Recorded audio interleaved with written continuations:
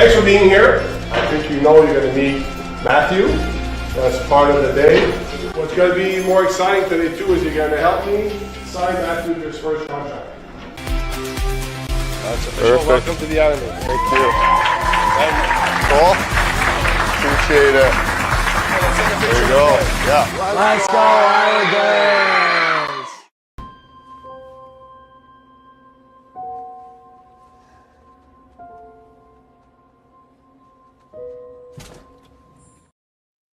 Welcome back, everybody, to joining with us in the barren wasteland known as the 25-26 NHL offseason. Guys, there has been absolutely nothing going on for the last month, but we're still doing our best. I, of course, am your host, Mark Williams. Welcome back, everybody, to Big Apple Hockey. Why isn't my banner coming up? There it goes. All right. I was wondering why that was an issue. Joining me, as usual, the host of the Final Buzzer, Mr. John Filkowski. Yeah, back after a little hiatus, but come back to slow season, and hopefully these next like 5-6 weeks fly by, and we're in preseason mode. Then at that point, we've got hockey to talk about, and of course, talking that hockey with the man from the hockey news, Mr. Anthony LaRocco. Yeah, still not much going on, but I guess on the bright side, we're just about, a month away from the first NFL game of the season. So looking forward to that. But yeah, hockey, we still got about 5.5 weeks until training camp starts. So hopefully in the next 3 weeks or so, maybe some more activity picks up as some remaining players like a Matt Grzelcyk or Yaroslav find a home, and who knows, maybe some out of the blue moves. But yeah, for now, it's pretty much all quiet. Yeah, and it's really right now just I mean, has there been really any news almost since free agency? There's just not really. It's been anything. I mean, if you want to count Vitaly Kravtsov coming back to the NHL by signing with the Canucks, other than that was yesterday. But whoa, stop the press. Nothing really. I think in my case, me signing with the Canucks would be more of a headline than Vitaly Kravtsov there, because I'm sorry, I don't think his game translates to the NHL, and I've kind of been saying that since back in his New York Rangers days. But we did have some news that happened this week, and let's go to the A block, guys, where the New York Islanders signed Matthew Schaefer. Going to repeat that again in one moment, but first, get the ticker going. Remember, Big Apple Hockey Trucker hats and shirts are available. Although, I don't think I can put the links down in the comments anymore. So it's still in the description right now. Go ahead, look down there. And the A block is brought to you by SeatGeek. Use the promo code Big Apple Hockey for $20 off your first order. And guys, sorry, I am talking like I am in the off season right now, because I'm just saying a whole lot of nonsense right now. By the way, if you guys haven't watched it, watch Filk's list on the best #1 overall draft picks of all time. There might be a couple shockers on there. But this week, the New York Islanders signed Matthew Schaefer to his first NHL contract, and they basically, it's the max on everything. But the event was with a group of kids, everybody who lost a parent. I thought it was brilliant, guys. Anthony, I'll start with you on this. What was your thoughts on Matthew Schaefer's introductory signing? I thought it was a great. I don't know whose idea it was for sure, but I think it was just a great decision by whoever in the Islanders organization, whether it was Darsh or the PR team. For that moment to happen with him and kids who lost a parent. We all know Matthew Schaefer obviously lost his mom when he got drafted. It was emotional. He had the ribbon. He had the purple ribbon on his jersey that the Islanders put. Was a really nice touch. And he also lost his billet mom like a couple of months before. He lost his real mother. So the amount of loss that he suffered, and for him at 17 years old to just still be so mature and come out a stronger person is incredible. And then kids look up to athletes. We all had our favorite athlete, and for the Islander fans that lost a parent, a young kid, now see, their first overall pick went through it, and to involve them in the room while he signs that first contract, and they were able to interact with him, and, he kind of lifted their spirits and vice versa. So I thought, honestly, it was a beautiful moment for that. I know we've talked about this a bunch of times on this show, but, Mark, I know you lost your father, which may rest in peace, but, Filk and I, we both lost our mothers, and so it hits so close home with that, and the fact that, these young kids who are either lost a mother or a father, for them to be able to meet a guy that they look up to who's gone through it, I think is, like I said, I just think it was a great moment, and I kudos to whoever came up with that idea for that to happen. And another thing too is not a knock on Lou Lamoriello or anything, but this shows how much the times have changed. If Lou was still in charge, something like that probably would have never happened.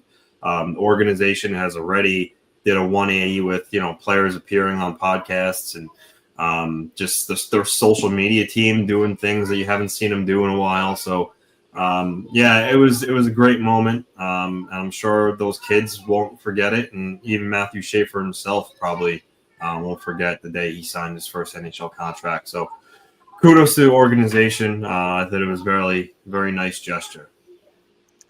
Yeah, Filk, this hits home for you, right? It's crazy because I lost my mother to the same exact thing, breast cancer, at the same exact age at like the same exact time. So it was that spring summer of my 17-year-old year going into my 18-year-old year. I'm not even 18 years old yet, and this happens. And Anthony said that players and people kind of like they look up to, they idolize professional athletes. I idolized Wayne Gretzky growing up. For me, this is big because you can take a player, and this is a sport that's been, or I shouldn't say a sport, but more so a league that has been behind the times with making their players accessible and relatable to fans, and just advertising them in ways that they should be advertising them when they simply don't. So when you have the opportunity like this to take a player and bring them out into the public and show them, hey, we're humans too, and we go through things, and we're people, and you can relate to us.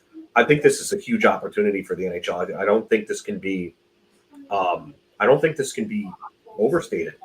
I really don't. I don't think there's enough emphasis on this, and there needs to be more of this throughout the league, not just with the Islanders, just throughout the league. The Islanders need to keep following through on this, but for me, I love this. I don't know the ages of the kids that were there. I honestly only heard about this yesterday when we were talking about it, but this is great. And then, it definitely hits home for me, but I just believe that there's a lot that you can do to kind of build a bridge to connect the players and the fans and make the players more accessible. This way you can create those household names. For me, the last Islander prospect that I really kind of I was genuinely fond of was probably Michael Dalcol, because in his draft year, he had a great story about, his brother and how he would take care of his brother. And I thought that was amazing. I think Matthew Schaefer has kind of jumped that for me, like, especially knowing like he's gone through what I've gone through. So this is someone that like it's easy to root for despite being on the rival team. So I hope for nothing but the best for him. Just don't absolutely torture my Rangers for the next 15 years or so. Yeah, that's going to happen. But it's probably going to happen. So, this is awesome. Kudos to the Islanders. Like Anthony said, they're doing things that they would have never done under Lou Lamoriello, and it's great to see. But I think more teams around the league need to start taking this approach and really need to get out there in the community with the fans and build that relationship. Because if you can, that's how players become household names. And that's how you can better advertise and better grow the game for everybody, not just here, but around the globe as well. Yeah, and you got to love every bit of this. In the video, he was talking to kids, and some kids were baseball players, and he said, yeah, well, your mom's going to be rooting for you throughout the entire thing. She's going to be right there at the fence, calling balls and strikes, arguing with the umpire. And he was just connecting so well. First with the kids, he's done that a lot already as a New York Islander, and he hasn't even played a game for them yet. You could call this the summer of Schaefer, if you will, because all the positivity as far as New York hockey goes has been centered around him. And his jersey's been everywhere, whether it's bars or clubs, especially in Suffolk County. You've seen it on the beach, and now he's going to be wearing number 48. And he seems to be a lot more like outgoing than, say, John Tavares was back in the day. And John Tavares was quite a good player for the New York Islanders. We're going to have a whole debate about that at some point on this, because I still think John Tavares needs to be at least honored by the New York Islanders, even though it didn't end well. But this is the first building block for a guy who's going to be the face of this franchise for at least the next 10 to maybe, hopefully, who knows, maybe 20 years. And everybody keeps talking about how great he is on the ice. We haven't even seen it yet. And this is already a home run summer for the New York Islanders, thanks to him. But that is actually a question about him on the ice. Anthony, how much of Matthew Schaefer are the New York Islanders going to see? I'll write it down. Well, that's the thing. I'm being invaded by Sit down for a little bit. These are like the news bloopers where like the cats and the kids get involved. I think, there was some speculation that maybe he'd go the NCAA route. Obviously, now that he signed a contract, that's out the door. So I think at this point that we're definitely going to see him at least for the 9-game trial period. How long he stays past that, honestly, that really all depends on, how he's played. Really, it's simple as that. If they feel that he's not, overmatched and that, he's strong on the puck and he's not getting overwhelmed, I think he could stick around the whole season. But again, that determination won't be made until they see how he acclimates to the NHL once he plays that first game. So I think you'll definitely see him for the 9-game look. Short of him being visibly not ready in camp, I think you'll definitely see him to start the season. And again, whether or not he stays the whole year is going to be based upon how he plays. But I think for the obvious thing, we all know how good of a skater he is and his ability. I think what's going to play a role is how much he was able to bulk up in the offseason and just, get stronger and try to get his conditioning to top notch. Because obviously playing the NHL, you need to be really fine-tuned. Not that you don't in junior, but it's a whole nother level. So if he had a good summer of training and he's strong and, I think, it is certainly a possibility he could play the whole year. So, I think you'll definitely see number 48 on the ice this fall. And, we'll see how it goes past the 9th game. But I'm curious to see, what he has and, who he plays with potentially as his D pairing. There's many choices there. Obviously Schaefer's a left shot defenseman. They break up Pollock and have him play with a guy like Ryan Pollock on the right side, who's a veteran and can kind of show him the ropes in defending. He's not anything that he can teach him offensively, because at this point I'd say Schaefer's already got him beat there, but I think he can learn a lot from a guy like Ryan Pollock on the defensive side of the puck. Scott Mayfield, he's a veteran. He's not an impact player, but he's a guy he's big, he's strong. He was always good at clearing the front of the net. I'm sure he can give him good tips. Would that be a good partner? You have a stay-at-home guy, and then you have a get up the ice and go guy. So that's possible. I mean, the only guy I would say he's absolutely not going to play with is Tony DeAngelo, just because DeAngelo is a similar player to Schaefer in the sense that he's more offensive-minded. So I don't think that would be a good pairing. But I think if he does stay, it would likely be Mayfield or Pollock. But before we get there, we'll see how he looks in camp. But yeah, I think you'll see him for at least the 9-game period. And I just lost my thought on that one for a second, but I got it back. Filk, You look at Schaefer, exceptional status in the in juniors and everything, but really he's got nothing left to prove in juniors. You think he's going to be an Islander the full season? That's really tough to say. Because we mentioned he's the youngest first overall pick in a while.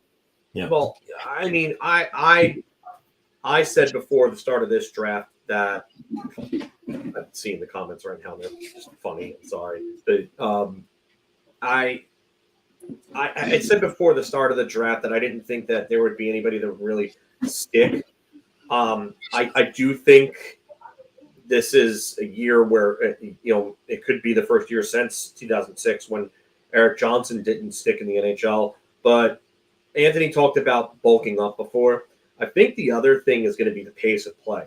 You gotta remember there's a distinct jump in the pace of play between not only juniors and the AHL, but then the AHL and the NHL.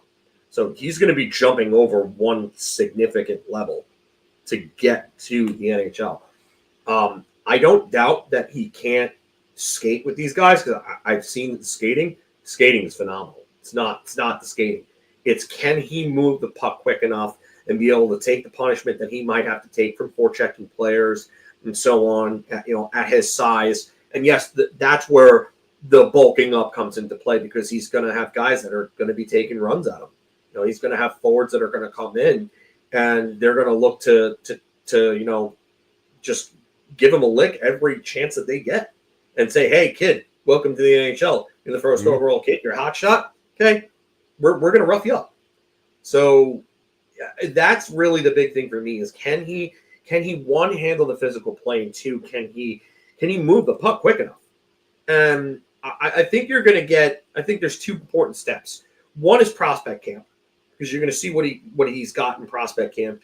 You'll see how much weight he's put on, how much mass he's put on, and two, training camp. Because if he blows the doors off of them in training camp, they're going to give him that sample size. And then if he blows the doors off of them, then that's when he's probably going to stay up at that point. And I do think it's possible because I don't think there's a ton of depth on the Islanders back end. Talk about guys like Mayfield and D'Angelo. Honestly, I think Schaefer might be more well-rounded than someone like D'Angelo at this point. I don't trust D'Angelo in his own zone. I mean, the guy's a car wreck, a train wreck in his own zone. And I mean, he's great at moving the puck. He can be your power play guy. He can walk the line. We've seen it with the Rangers. We've seen what he can do on that power play. He had a 54-point season in just over 60 games. He can give you that. But in his own zone, he's not reliable. And Scott Mayfield, as reliable as he is in his own zone, I mean, he's not giving you anything offensively. And he's not really great at moving the puck either. I'm not saying he's bad at it, but he's average. So to have a guy like Schaefer, compliment him on the left side as a left-handed defenseman, I mean, could that make a good third pairing for them? And then if you see him develop and go along, could his minutes increase as the season goes along? But again, I don't want to get too ahead of myself. I think there is an opportunity for him. I think there's a lane. It's going to be up to him. If he wants it badly enough, I think the skill and the talent is there. It's just, like I said, can he handle the physical part of it? And is he going to be able to, really kind of take two steps and adjust to that pace of play? Because the reason why you don't see a lot of guys playing on their offhand side is because in today's day and age, like, you have to be super quick and precise with moving the puck out of your zone. Otherwise, you're heading in your own zone. And I don't think the Islanders want to do that and put him in a bad position to the point where he's not going to, it's going to ruin his confidence or it's going to stunt his development any bit. So I could see this going both ways. Yeah, I think that's it. Just how much like failure could ruin his confidence. If he's Peyton Manning, goldfish memory, and throws, I think it was like 25 interceptions his rookie season, then that's all right. Because Peyton Manning is one of the greatest quarterbacks of all time. But if he's one of those guys that it's going to crush his confidence, then it might be better to send him back to juniors. we'll see about that very, very soon. And that's the end of our A block right now, guys. Let's get ready and let's do some NHL Bar Talk. Shot. This is the easiest I've ever to answer. I'm going to say beer. I can't even begin to describe. I'm actually going to go crazy. I'm going to buy everybody around on this one. And welcome back, everybody, to Big Apple Hockey's NHL Bar Talk, where we're gauging our confidence on NHL topics based on our choice of drink. So confident that you're buying around, so still have beer. Oh, my God, I need a shot. Put it down in the comments below. And while we're doing Bar Talk, I want to plug the bar that I work at. Tonight's Wing Wednesday is over at Boss Croakers. Come on down, 40-cent wings, $2 tacos, that's chicken or beef, $4 Miller Lights, $4 Yinglings. And if you come down tomorrow night, you see my ugly mug. So let's go to Manhattan. Let's start with the Rangers, guys. And Jonathan Quick, Filk, he had a 5-1 record, a .936 save percentage, and a .203 goals against. That was even with a 6-goal outburst by Edmonton in one of those games. Like, that's how good his numbers were to start. After December, dreadful. 6-6-2, 874 save percentage, and a .363 goals against. I mean, there were shooter-tutors with better numbers than that, which I'll try not to reuse that line later. But Phil, at 40 years old, the Rangers cannot count on Jonathan Quick. Beer? I mean, I don't want to say yes or no definitively either way, because I mean, James is kind of right here. Well, not kind of, he's absolutely right. I mean, they quit on the team in December. We all know about that. I'm not going to go and beat the dead horse. We've gone over that so many times. We've done that a lot. Way too much. So, I mean, really, the defense was so bad in front of both goaltenders, you know, from that point on, that I really don't know how much of that is on Jonathan Quick and his aging as much as it is the team in front of him. It's really tough to say. I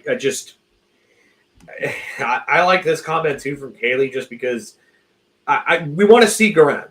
I don't think he's got a long-term future there just because they gave Igor that contract. But I mean, I do want to see more of Garand. And maybe at some point, maybe, who knows, maybe he declines. Maybe he hits that sharp decline where it's like, okay, I just don't have any more left in the tank, and they call up Garand. Who knows what happens? But to say that definitively right now, after the way that they played from December and on, is I can't give you a definitive answer. I can't say shot or round. It has to be a beer for me. So I would say beer layup, if anything, if Evan and them were here. Anthony, what do you think? Can the Rangers count on Jonathan Quick? Yeah, this is a beer. I think, you know, it's you have to really kind of see what he looks like to start the year. But what's really not debatable is he's 39 years old. So Mark, I get where this topic comes from. I mean, correct me if I'm wrong, guys, but with Fleury, you know, not playing anymore, I gotta imagine Quick's probably the oldest goalie in the league, right? I can't think of a goalie that's older than 39. No, there's I don't think there's anybody left. Yeah. So yeah. I mean, listen, 39 is old for just a regular positional player, you know, forward, defenseman. You know, for a goaltender to be 39, you know, that's hard as you get older. Let's face it. You know, I just turned 40, and while I still feel great, I mean, I don't feel my age, but you know, you're getting up there. Things aren't what they used to be, no matter how much you try there. So, unless there's a Daniel Chara who's still competing in marathons and just the guy. Wow. Chris Chelios, who was ripped out on doing what was it, paddle boarding. He was ripped in that Sports Illustrated magazine. Yeah, 44. Yeah. Yep. But no, so it's yes, he did not look good after December, and that certainly could just be him being cooked. But you know, again, we'll see what happens in camp and the exhibition period. And it's also not out of the realm of possibility that if he's let's just say looks horrendous in the preseason, I mean his contract's nothing. You could easily just waive him and have Garand as your backup, and maybe that would likely lead to quick retiring because I don't think he would just sit there and play in the AHL. But that's not impossible given his age and how he played at the end of last season. But needless to say, though, this is it's a beer layup. Yeah, it is definitely a beer layup, and I'll go for a different reason on anything else. Look, those numbers after December 1st are god awful, and that they're almost vomit inducing when you look at them. But you got to give him the credit for what he did first, and let's not forget when he came here to the New York Rangers, we weren't sure if he was going to make a regular season start. He looked awful in those preseason games. And then you remember Benoit Allaire is associated with this team and once again resurrected another goaltender who looked like he might be at the end of the road. So he's look, can they count on him? We were highlight that his one. annual sabbatical. Yeah, Igor's annual sabbatical. Hopefully, Garand or Quick are ready for the New York Rangers. Otherwise, they're going to be competing for Gavin McKenna this year. Because also, as we saw last year, Igor didn't exactly fully get it back after he came back from that mental day. Anthony, let's go to the goalies on the island, where the Islanders' backup goaltenders, they really weren't that good last year. Combined, 888 save percentage.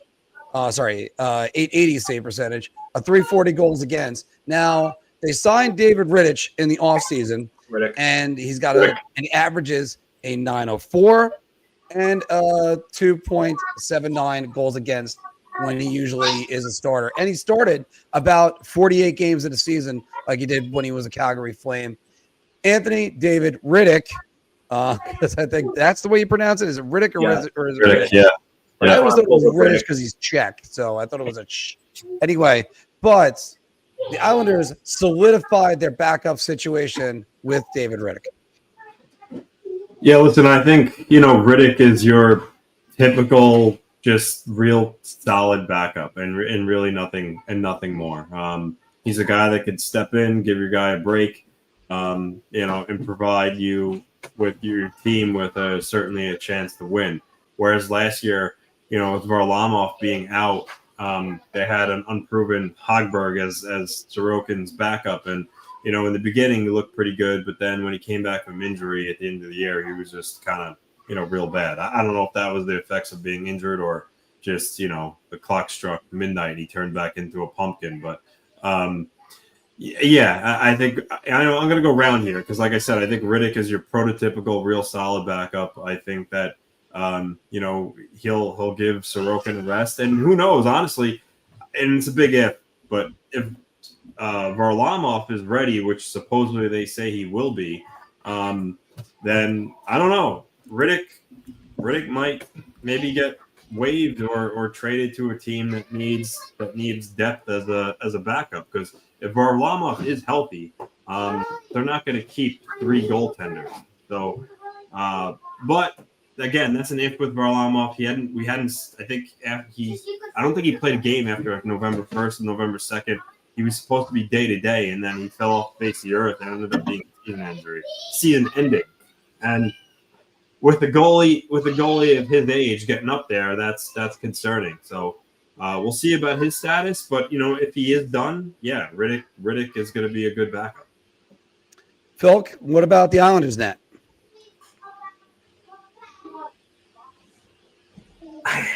I wish there was an option between round and beer, because that's literally where I am. I'm at that middle point. I like the player. I like the fit. I definitely think that he's a massive upgrade over anything they had last year after Varlamov went down. So I really don't want to say one or the other, but I'm guessing I'm going to have to say Round just because he's a massive pickleback Jaeger bomb. Probably a pickleback at that point. Oh dear God! Oh man, I don't even like pickleback shots, but I mean, yeah, I just think that he's a better option. He's just very inconsistent. He's had 2 seasons, which you could really look at and say like he was really great. His season with LA and his numbers, those were his absolute best numbers. But do you like? How much is that due to the system that LA played and the guys he had in front of him, like Doughty and Gavrikov and so on, and and all those guys that he had in front of him, and Kopitar and Deneau and the Selke caliber forwards that they had. So I do think it's a massive improvement, though. So I guess I'll say Round, but you got to worry about him from year to year because the other great year that he had was 2018-19. And that was a while ago, and that was with Calgary. So I think he's a massive upgrade, but I'm not. You know what? I guess you could just say Round, but it's not a layup because there are some concerns to be had. Yeah, I'm actually going to go Round on this one, and I think I'm going to go for a different reason. It's because he's got a body of work where he's played a ton of games. Look, Ilya Sorokin is a guy that can carry the load for the Islanders, but it's obvious that you got to kind of maybe decrease his workload or give him a day off every now and again. Like you look at his numbers all the way up to January last year. Like he had a good October, he had a good November. Then his month of December, 5.61, 8.73 save percentage. You go to January, came back strong, 9.38 save percentage. February, 892, but then he was back strong, 902 and a 933 in March and April. So at least give the guy some help because Sorokin can really need it. And if he's on the top of his game, obviously sky's the limit for the Islanders. So yeah, I'm gonna go Round on this one as well. Let's go and stay in the Metropolitan Division, guys. You look at those standings last year, you had the Washington Capitals, the only team in the Metro with 111 points. That was the first time in a while. I actually started looking this up and then I stopped. That a Metropolitan team they've only had one that got over the century mark in points. Carolina 99, New Jersey Devils 91, and that's the one that made the playoffs. Columbus 89, Rangers 85, Islanders 84. But you got to say, the New Jersey Devils are not a playoff team. Anthony, let's go right back to you. I mean, I don't know. This is tough because even if you want to say, let's pick any of Columbus, Islanders, Rangers. Let's say if you wanted to say, okay, well, I strongly believe one of them will be third or whatever. Now you're saying you don't think the Devils can be better than a team in the Atlantic, let's say Montreal or Ottawa, teams that made the playoffs last year, in which case, for me, I don't know if I could necessarily buy that. I think if Jack Hughes can actually stay healthy and, Dougie Hamilton can stay healthy and, Luke Hughes looks like, which, by the way, he still hasn't signed yet, but he's going to get a contract this year. He looks really good so far. You got to envision he's going to take another step forward. And they still got really other good pieces. Jesper Bratt, Nico Hischier has been fantastic lately. Markstrom has stabilized them in goal. So yeah, you know what? I'm gonna go shot because I think even if the Isles or Rangers or Blue Jackets can overtake them for third or whatnot, which by the way I do think is a reasonably sized if, I just can't buy the fact that they wouldn't be better than a Montreal or an Ottawa or Detroit, etc. So yeah, I'm gonna go shot. Silk. Oh, that's tough. I probably I have them as a playoff team in the Metro. I just wonder about how many teams are going to make it from the Atlantic. I could see the Atlantic posting 5 teams, and that's really for me. Like I think Tampa Bay is going to make it. I think Montreal is going to take a step forward with Dobson. I think their defense is actually a better unit this year than it was last year. I think it's underrated to begin with. You guys got like guys like Mike Matheson, who are underrated, good two-way guys. Lane Hudson. I don't know if he's going to improve on a 60 assist performance as a rookie, but he's going to be their number one power play guy. Montreal's got a pretty deep defensive unit, though. I'll give them that, and their forward group is decent. So Toronto, I still think they could be a playoff team. New Jersey added. I mean, you see that Anthony put the additions in the chat. Connor Brown, Demidov. I don't know how much they did to improve.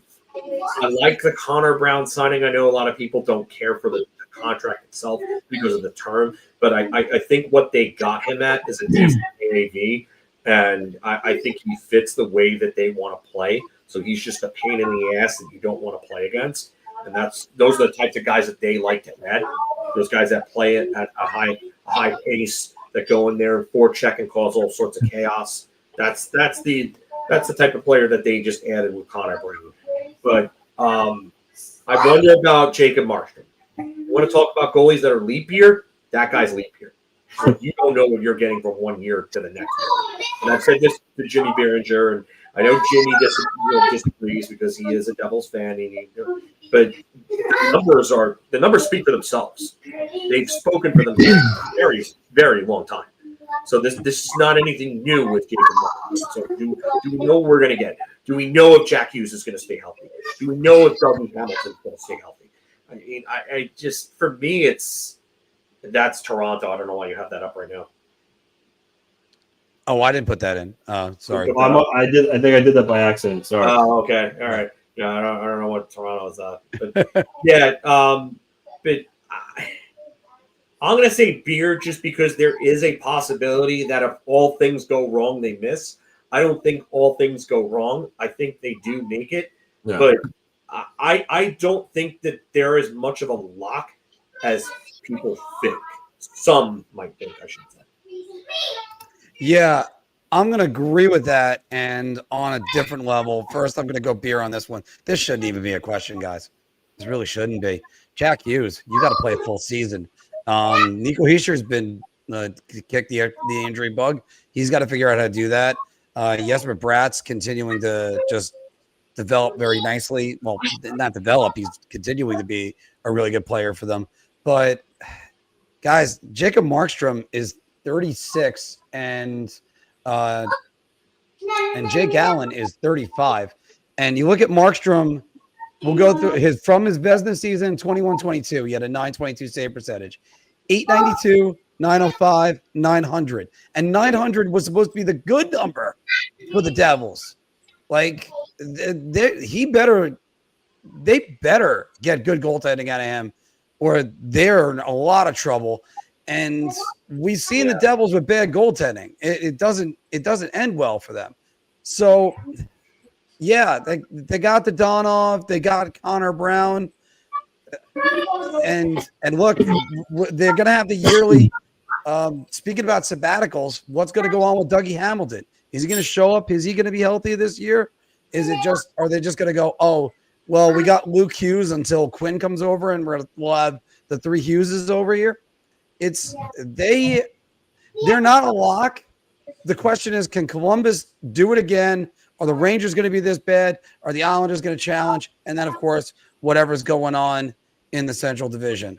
So Columbus is a team that I think can do it again. I don't think this is just a Johnny Gaudreau, shot in the arm, kind of like how Vegas used that to kind of really rally around it. I think Columbus is a team that's got a lot of good young pieces in place that are all starting to develop with the right coaching in place. Anthony, you agree with that? I do, but you know what I think is really going to depend on how they perform is their goaltending. Jet Greaves came in last year, and again, short sample size. It was 11 games, but he was 7-2-2 with a .938 save percentage and a .191 goals against average. Again, short sample size, but those are fantastic. They're stuck with Elvis Merzlikins. Obviously, they didn't buy him out. They can't trade him, so he's going to be the backup. But if Jet Greaves can listen, I don't think he's going to stay in that for a whole year, because if he did, he would immediately be like an elite goaltender. But if he could just be very good, I think the Jackets can take the next step and actually get into the playoffs. But I agree. If Greaves just turned into, if he was a flash in the pan, or if he puts out Merzlikin type numbers, I don't think that goaltending will be able to carry them into the playoffs. Yeah. No, I absolutely agree with that. I think that it's going to depend on not only that. I mean, really, what you want is, I think, the same thing that Jersey has been looking for. It's just competent goaltending. You can get competent goaltending. I think both of those teams can be playoff teams, Jersey, and because I think there's more to Adam Fantilli. I think you tell me right now. I think there's, like, if you talk about the players that are going to have the biggest scoring increases in the NHL, or players that are going to get up to that point per game and above territory this year, I think Adam Fantilli is I think Adam Fantilli is a guy that's he's probably going to have an 80-plus point season this year for me. He looks just so good every game. Does Sean Monahan have another point per game season in him? That I'm not sure of. Kent Johnson's another guy that I could see putting up 70-plus points this year. Dmitry Voronkov, someone completely underrated. I mean, I think he could put up 60-plus points. Does Kirill Marchenko repeat? I think that's possible, especially with the talent around him. But, I mean, really, you're right. It's the goaltending that's probably the most important factor with both of these teams. Agreed. But you kind of said to it, you kind of alluded to it before, Phil, but I'll just go right now and say it. Much like New Jersey needing a healthy Jack Hughes, Columbus is going to need a healthy Zach Werenski. That is for sure. Yeah. Guys, let's look at the Toronto Maple Leafs, who they brought in Nicholas Waugh. They brought in, you can see all the names on there, but Dakota Johnson, Matthias Michelli from Utah. Dakota Joshua, not Dakota Joshua. Oh, boy. No, he's not in 50 Shades of Grey. Oh. All right. Oh, Maria got you. Hold on. Let's get the GIF up. There we go. All right. Oh, man. Anyway, they brought in Dakota Joshua. They brought in Matthias Michelli, and they got Nicholas Waugh in the Nicholas. It is Nicholas Waugh, right? Is that Nicholas Roy? No, it's Waugh. Because there was a Roy that was on Vegas. Matt Roy. Yeah, there was Matt Roy. Okay, good. Want to make sure I have it right. Well, I probably should have done that before I went on the air. And then you look at that big name that went out, Mitch Marner. All right, I'm not highlighting that last together. One. Not highlighting the last one, but Maria is definitely right. All right, guys, and Phil, I'll start with you. The Toronto Maple Leafs had a very good offseason. I don't really know about that. I'm like torn between shot and beer. Yeah. I'm probably gonna have to go beer. Is that Paul Bearer in there? It looks like Paul Bearer in that emoji. Yeah.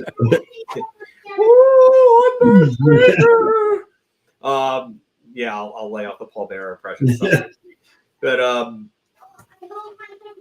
I can't say very good. So I'm gonna have to say beer, just because you lose Mitch Marner, you bring in a bunch of depth guys, you bring in Matthias Michelli. It's really going to be your top six replacement right there with Michelli.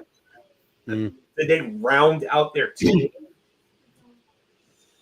maybe I think they may have gotten a little tougher to play against, at which I mean that seems to kind of have been their approach for these last few years, is just to become a tougher team to play against. And I think the guys that they brought in fit the way that Craig Berube wants to play.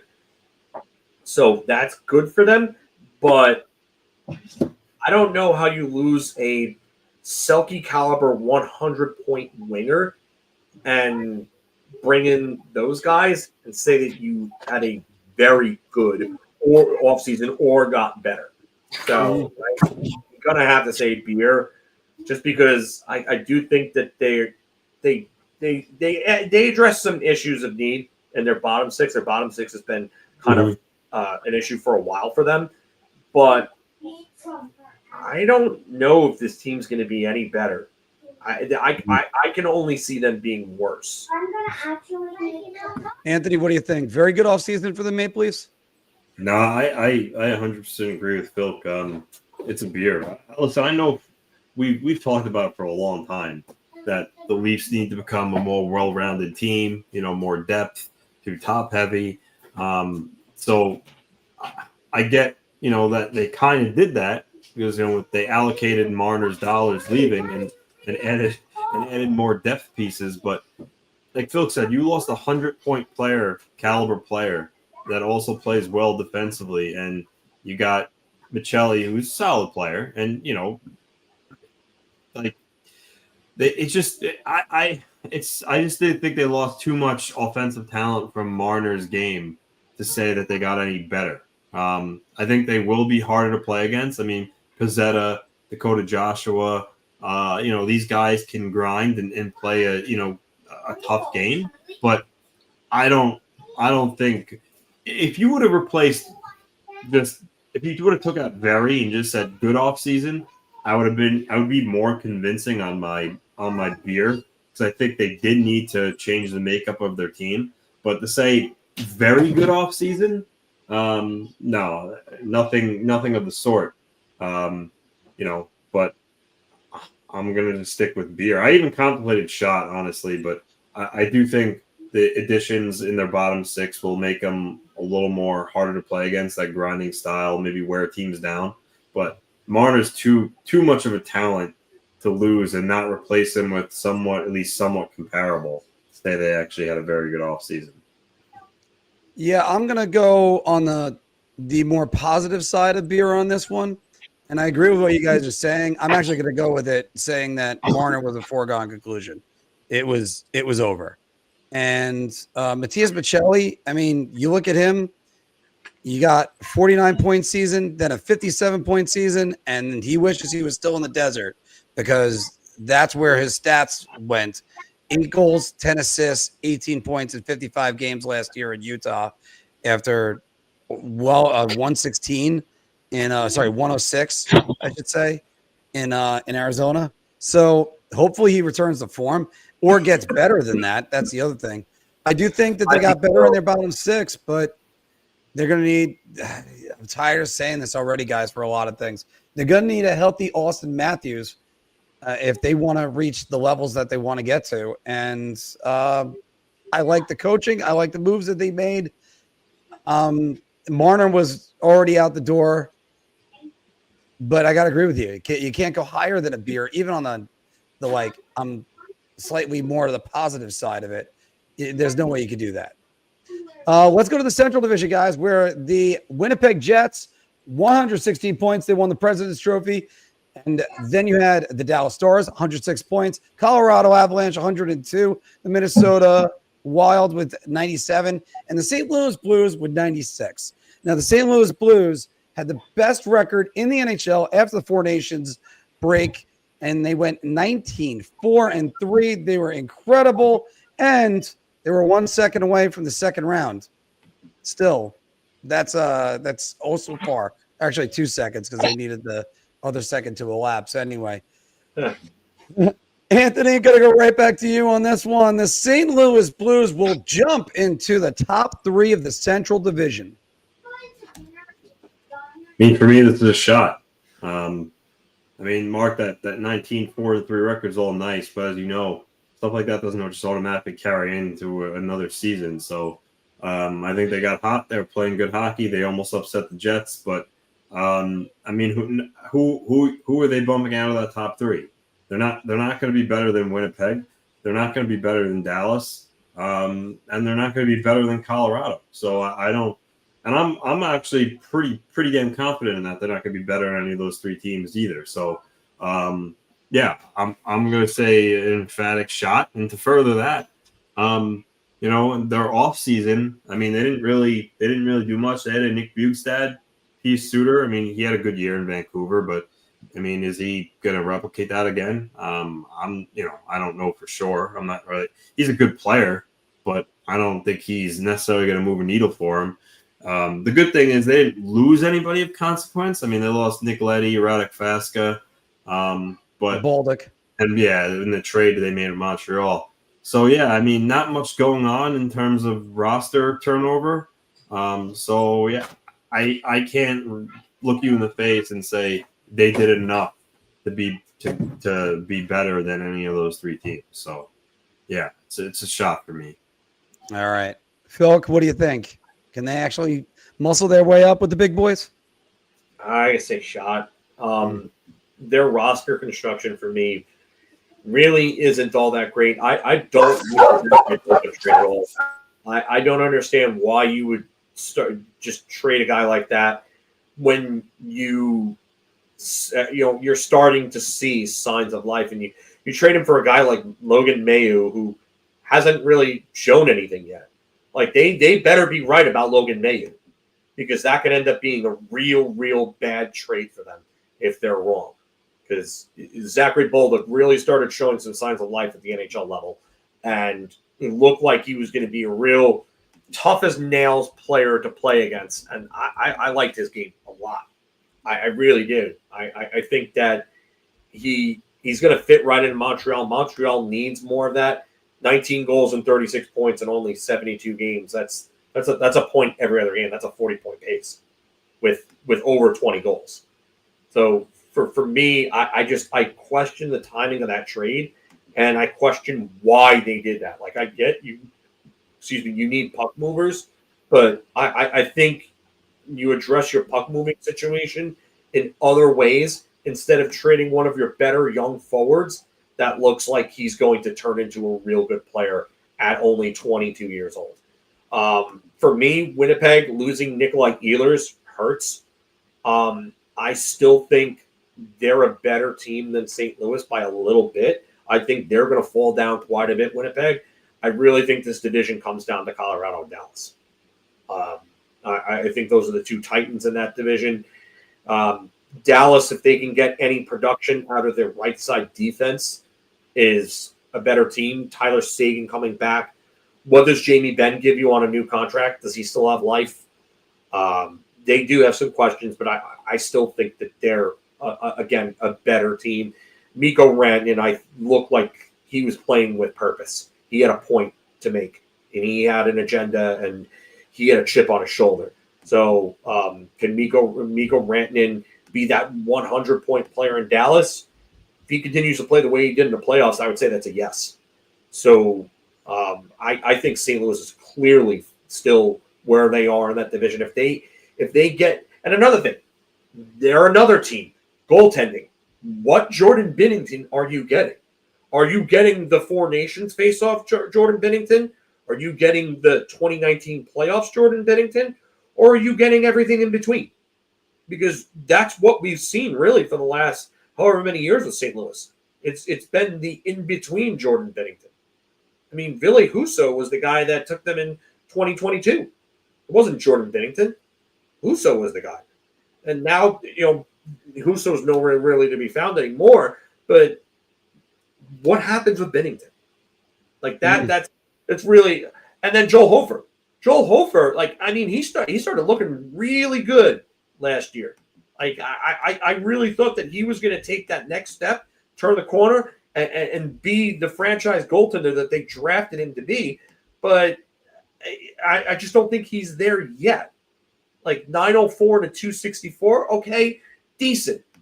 Not where you need to be as a legitimate number one starter, though. Like, you need to be better than that. So for me, yeah, they've got their concerns. I just think the 4 teams that were listed before ahead of them in the standings are still better. So shot for me. Yeah. I'm going to say beer on this one. I'm actually going to go all the way up to there. I can't go further. And this is one of those, I was saying about the positive side of beer. This is on the negative side because I think they could leapfrog Minnesota because they got a myriad of questions to begin with. But then you have, can they leapfrog one of those 3 teams that are up there?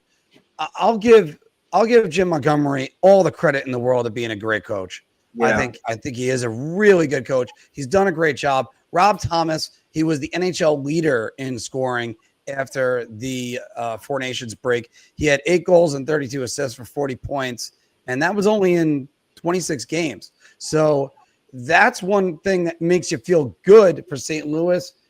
There really isn't any additions, but maybe coaching and a full season of Jim Montgomery should be that. It's going to be interesting to see what St. Louis is going to do, but you could argue the Central is the best division in hockey. You could also argue that you were talking about it before going down to some of the names on that list, Phil. What about Jason Robertson? He's got to show up hungry. He's got a brand new contract coming. So he wants to get paid what Mikko Rantanen is getting paid. He's younger. Why not? And then you still have Winnipeg that wants to prove that for real. Colorado, who probably feels like that they just fell short and they're Stanley Cup worthy, although they're sort of like the Tampa Bay of the West, where you look at them and go, this team should be competing for a Stanley Cup, yet they can't get anywhere in the playoffs anymore. I think they won 1 playoff series since they won the Stanley Cup in 21-22. So they're it's not that these guys aren't unbeatable. It's just St. Louis has got a lot of work to do. And fortunately, I think they're going to put in the work with Jim Montgomery. And lastly, guys, speaking about players and great scoring duos, what duo do you think had, or teammates, what teammates had the highest number of points in the NHL last season? Anthony, take your guess first. We're talking about a duo of 2? Duo of 2.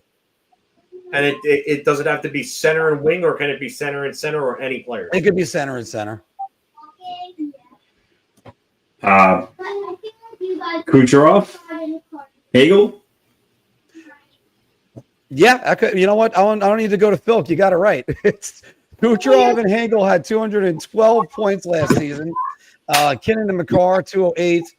McDavid, Draisaitl 206. Eichel and Mitch Marner, if you include his 102 points for the Maple Leafs, they would be 5th. So, Phil, starting with you. The Eichel-Marner combination will be the 2nd highest scoring duo in the NHL next season.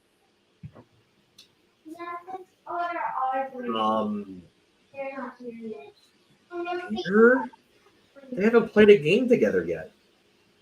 Like, how do I judge this?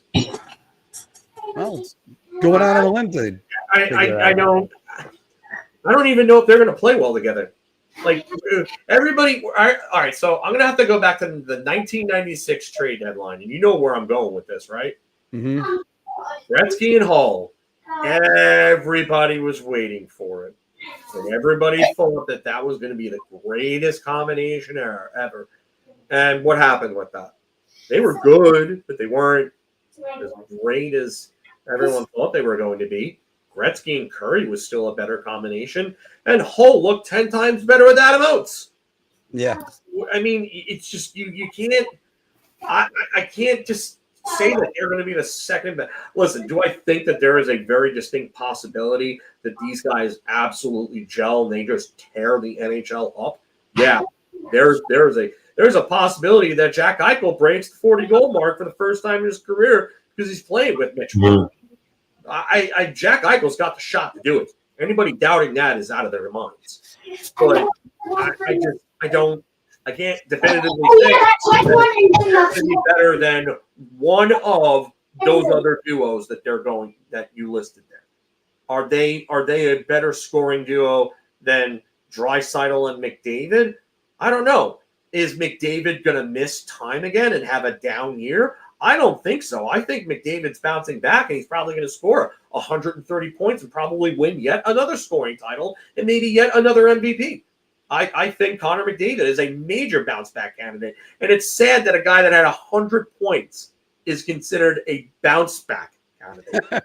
Think about that.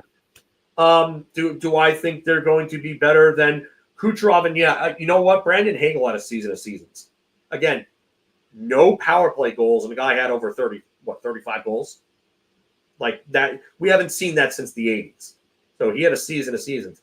But Braden Point is the guy that I look at on that team where I say I think that he's going to have a year where he comes back and maybe he scores 100 points. He's capable of that. I mean, what about? I mean, I don't think we could really do McKinnon and Makar, but Cale Makar could score 100 points this season, and then maybe that means Nathan McKinnon scores another 140 point season.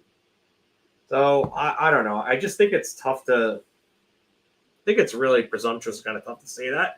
But yeah, there is a possibility it's there. So beer. Anthony? Yeah, I mean, it's a tough one to try to quantify. I mean, I Phil said, I think there's certainly a reasonable chance they gel and they, kind of tear it up. But, I mean, anytime you have a combination of Draisaitl and McDavid, I still think that has potential to be tops. And then, Kucherov's probably going to be good from anywhere from 120 to 130 points. And even if it's not Brandon Hagel that I guess he stepped away, so he did that.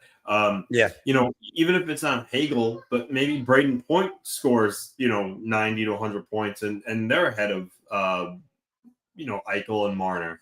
So you know what, I'm gonna say shot. I just think when you're talking about the likes of Draisaitl, McDavid, the combination of players in Tampa with Kucherov, McKinnon, Makar. I think it would be hard. Top 5, I would say maybe round, but to guarantee and say second best, I don't know. I don't think so. I'm about as enthusiastic for this combination if they're playing together as you could be. Shot. Not a chance. It's going to be Kucherov and Nina Lightning. Then it's going to be probably McDavid and Draisaitl again, then McKinnon and Makar, and then you have the this combination. Because it's hard for me to see anybody unseating these guys sort of the way it was. I mean, I think Eichel is probably going to break 100 points first time in his career. And the other question is, are they going to want to be? Because they're going to be a little bit more of a defensive line. I mean, they're going to be shutting down the opposition with those two that are there. I do think there's a chance they can explode. That potential is there, but my goodness, that is three great duos that are ahead of them right now. But let's go to one name that was kind of set around X and a lot of places this week. Matthew Tkachuk named the cover athlete of NHL 2026. Filk, the NHL 26 got the cover athlete right.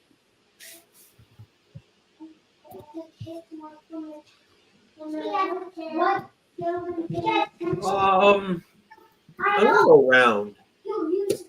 And it was I was torn between beer and round, but I think if anything, this is a time where you really want to start driving like the idea that Florida is the state of hockey. You want to really reel them in. Like Tampa kind of opened things up a bit when they won their first Stanley Cup. Like then you saw an increase in partaking in hockey in that area, and I had been in that area around that time in 2004. And then when they won in both back-to-back cups, there was really a swarm of fans in that area. And now Florida, which is a completely different area, the western part of it, is now winning. and you want to strike while the iron's hot. So yeah, I think this is the right move on their part. I don't think that it needs to be a player from the winning team every year. I think there are certain years where you have a guy where you can say like, oh well, this guy had a major breakout year and he's popular. It's kind of like wrestling. Like professional wrestling, a lot of the guys that get the pushes and get the championship runs are the guys that are the hottest, the guys that the fans are responding to the most. This is all over. And right now, Matthew Tkachuk is over, not just because of what he's doing in the for the Florida Panthers, but did you see how much buzz that brawl of the Four Nations generated? Like that was a big source of social media talk and sports talk radio and even sports television talk, on TSN with that big brawl with the Tkachuk brothers and JT Miller versus the Canadians. So this is the guy right now that's kind of like a lightning rod. Yeah, you could say he's kind of a heel. Yeah, I think he's kind of like an Austin. I would relate him to a Stone Cold Steve Austin type. He's a guy that's going out there giving the finger and chugging some beers and really stirring up things. That's what it is. So for me, strike while the iron's hot. This is the guy. So yeah, round for me. I forgot if I put it up. Let's just put it up right there. Anthony, did they get the cover athlete right? Yeah, it's around. And for pretty much everything, Filk said, around the Four Nation time, the Tkachuk brothers were the talk of not just sports, right? I mean, I remember leading up to the title game. I mean, there was Fox, just not Fox Sports, just regular like Fox News, like in the morning. Fox and Friends and other hosts were talking about it, and Bill Guerin was on their show and talking about the Tkachuk brothers and the game that night. There was just so much buzz about it, and they were at the forefront of it with the brawl. Two brothers get into a fight back to back, and they're fun to watch. They're two guys that you would want on your team, not only because they're skilled, because of everything else they bring to the game. So yeah, I think this is an easy round. This is the layup of rounds right now, guys. I know everybody on Twitter or X, they were all complaining about it. It is a round and a half. What's the complaint about? They're like, oh, it's got to be Florida. It shouldn't have been somebody else. You had the people saying there was a campaign for it to be Johnny Gaudreau with good reason. We understand that. But this is the one guy I could point to and say he's the biggest celebrity in the NHL right now. There is no doubt about that. He is the biggest personality. He's got the talent. He's obviously an all-star. He scored 100 points in back-to-back seasons with different teams. He's been to the last three finals. The first trip was basically on his shoulders / Sergei Bobrovsky's. I mean, this is something that the Panthers right now, they are the hottest team, but come on, the buzz. I want to do a little experiment with you right now. What player, in terms of skill, style of play, and personality, does he remind you of the most? I got one player right at the top of my mind.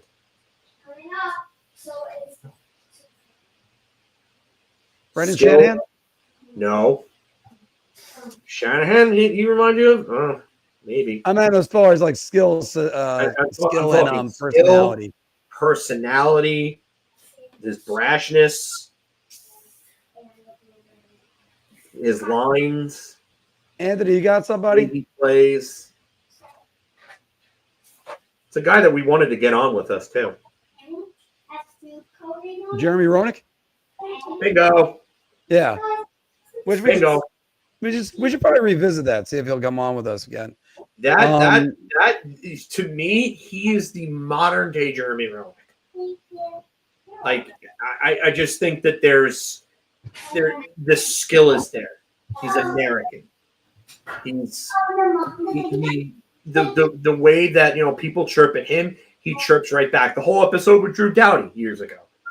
I mean, yeah. Jeremy Roenick that was like when Jeremy Roenick and Patrick Waugh went out in the playoffs in '96. They were chirping at each other. I mean, it's for me. I just think that a guy like Jeremy Roenick was good for hockey.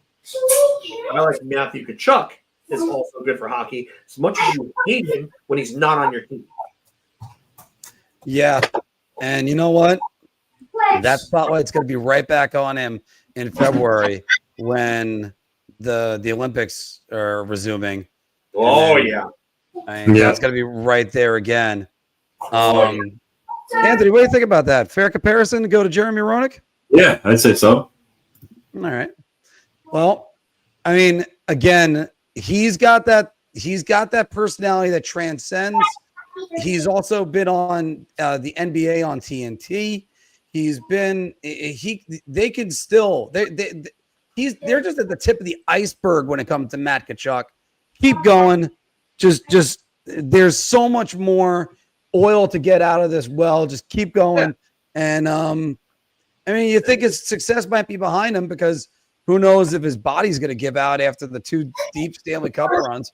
But I mean, it looks like he's going to be fine, and many more years to come of this. So we'll be more than happy about that. Too. We made that comparison between John Tavares and how he was the more quiet guy when he was picked, and then Matthew Schaefer, who seems to be this great person. It's another reason why it's real easy to root for somebody like Matthew Schaefer, because he seems real, he seems down to earth, he seems to engage with the fans and likes that spotlight, as opposed to somebody like Tavares who didn't really seem to want it. Matthew Tkachuk wants that spotlight. Need more players and personalities like that in this league. Connor McDavid, greatest talent I'd ever seen in my life. Like, I'm talking like prime players. I didn't get to see Lemieux really. Like, I guess you could say 92, 93 would have been his peak. And yeah, I was watching, but a lot of people will talk about 88, 89, and I really wasn't watching hockey then. But Connor McDavid's the most skilled player I've ever seen. But he might be one of the most least marketable players in terms of personality I've come across in any major sport. Because he doesn't have the personality for it. He's not the guy that wants that. It seems like. But Matthew Tkachuk wants that. Get more of these guys. Yeah, and I do got to say that, Phil, the NHL, the sport itself thrives on being team. That also, you're so focused on the franchises that this is just the marketing aspect. They don't really pay as much attention to the individual players because they want to market the franchise forever. And because they think that's going to be, I guess, in the longer run, because Sidney Crosby should have been marketed a lot better in the States. So should Connor McDavid. So should a lot of these guys. Matt Tkachuk is a guy you can actually do it with, because you can't come around and go, well, he's Canadian. He's not. He's American. So flood it. I mean, Austin Matthews has got a good personality. Why aren't we seeing more of that? Why? Because he plays for the Maple Leafs? I mean, it's just let's let these guys, let's take the shackles off. And yeah, we don't want lightning rods of controversy to be following them because they say something stupid or have their own sloppy seconds comment. But it's, let's let these guys live. All right, guys, that was the end of Big Apple Hockey's Bar Talk. We gauge our confidence on NHL topics based on our choice to drink. Thank you very much for joining us on that one. And let's go on to the Pick'em segment, as we got it right there. I do not have a intro yet. I'm developing that, but at least here is the graphic. A little bit of a puzzling. So let's go to the first one. The 2025 Rookie of the Year is Ivan Demidov or blank. Anthony.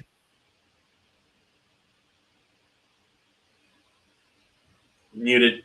Demidov by far is the favorite. If you look at like the DraftKings betting odds, Demidov is plus 250. The next best odds are Michael Misa at 1,400, Jimmy Snuggerud at 1,400. And then after that, you have Alexander Nikishin at 1,600, Ryan Leonard's at 1,600, Isaac Howard's at 1,600, etc. So,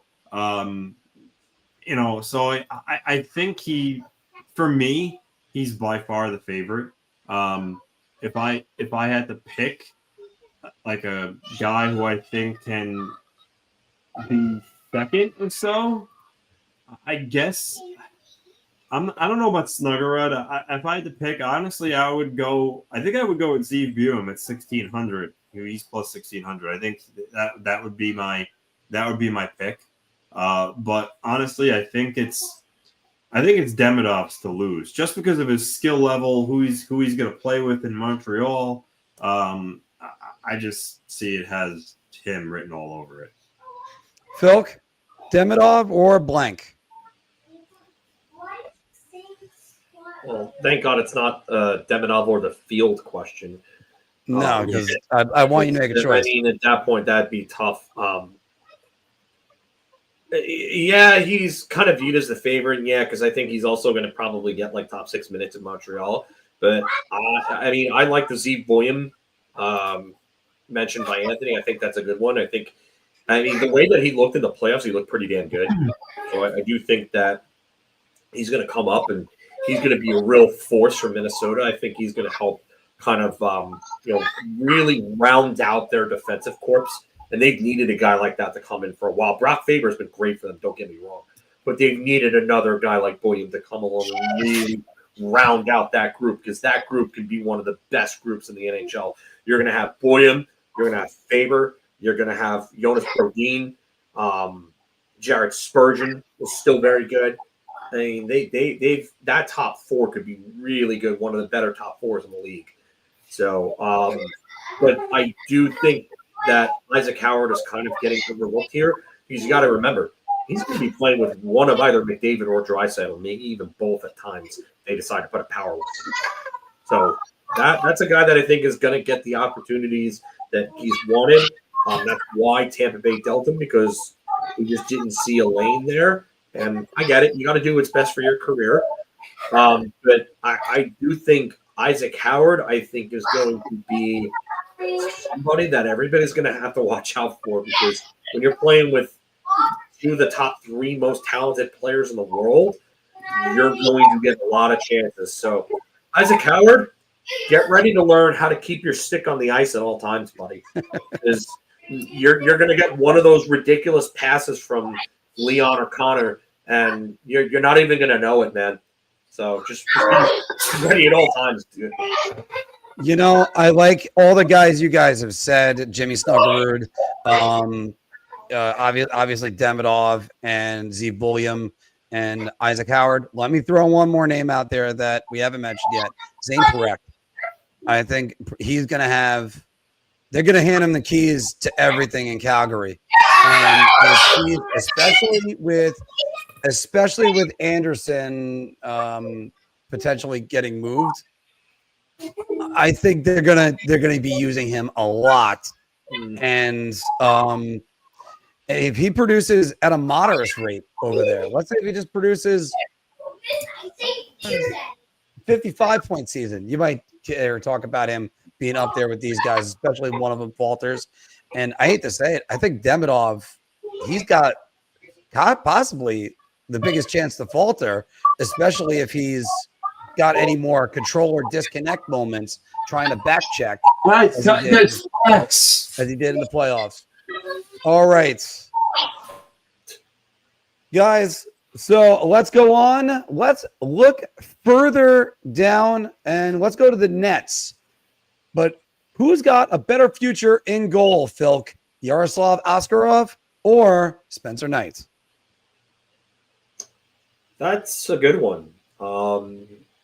Yaroslav Askarov has been very good.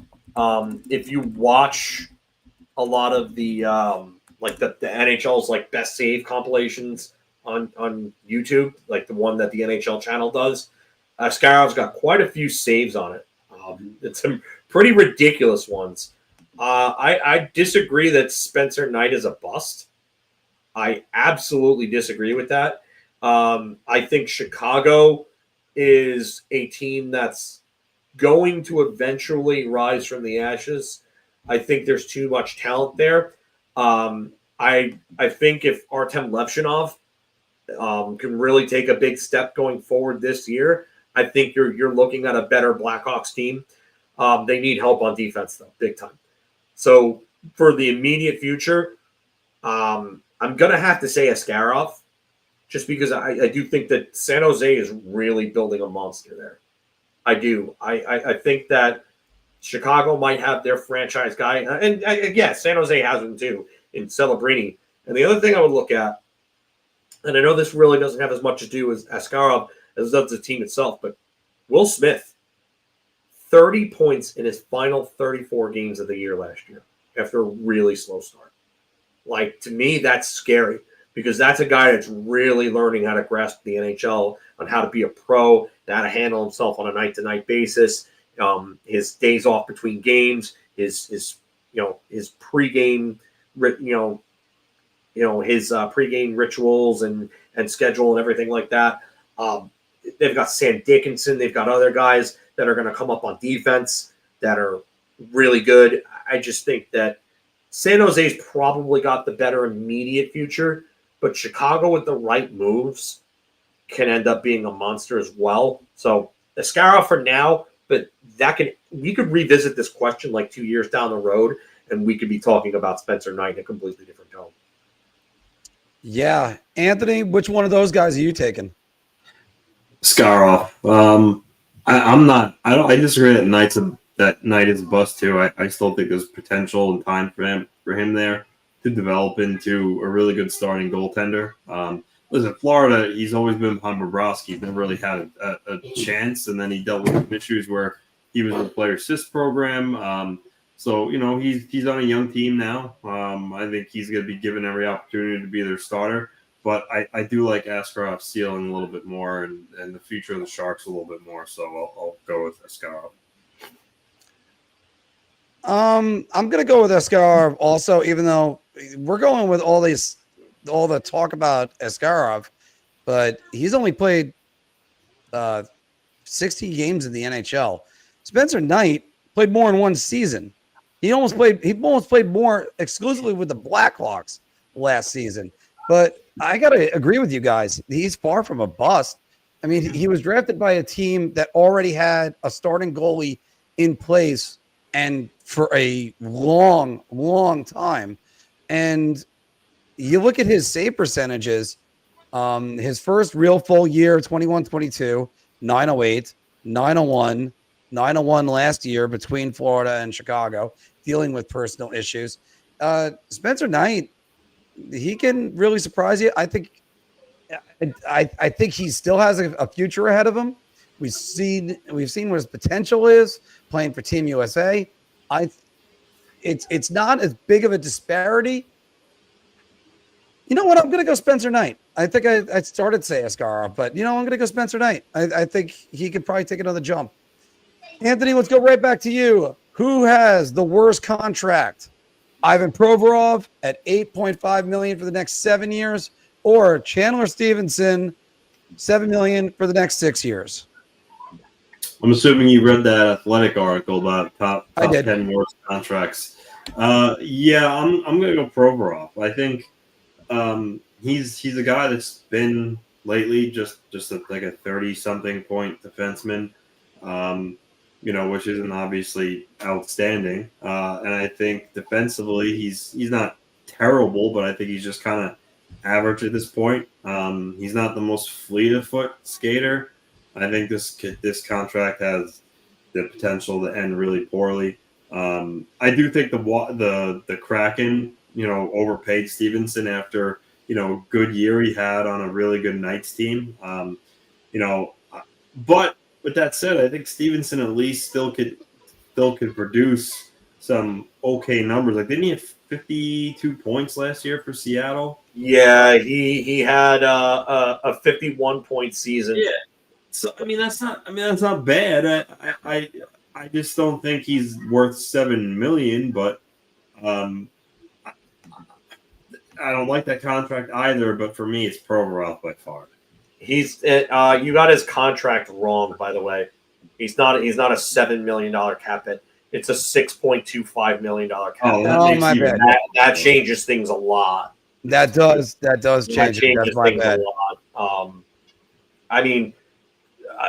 For me, it's absolutely Provorov, and I'm going to go right back to Stevenson and talk about that because $6.25 million for a 50-point center, it's kind of market rate for what we're seeing right now with these, especially when you have Sam Bennett, who's had one 50-point season in his entire career and gets paid off of 2 playoff runs and gets $8 million.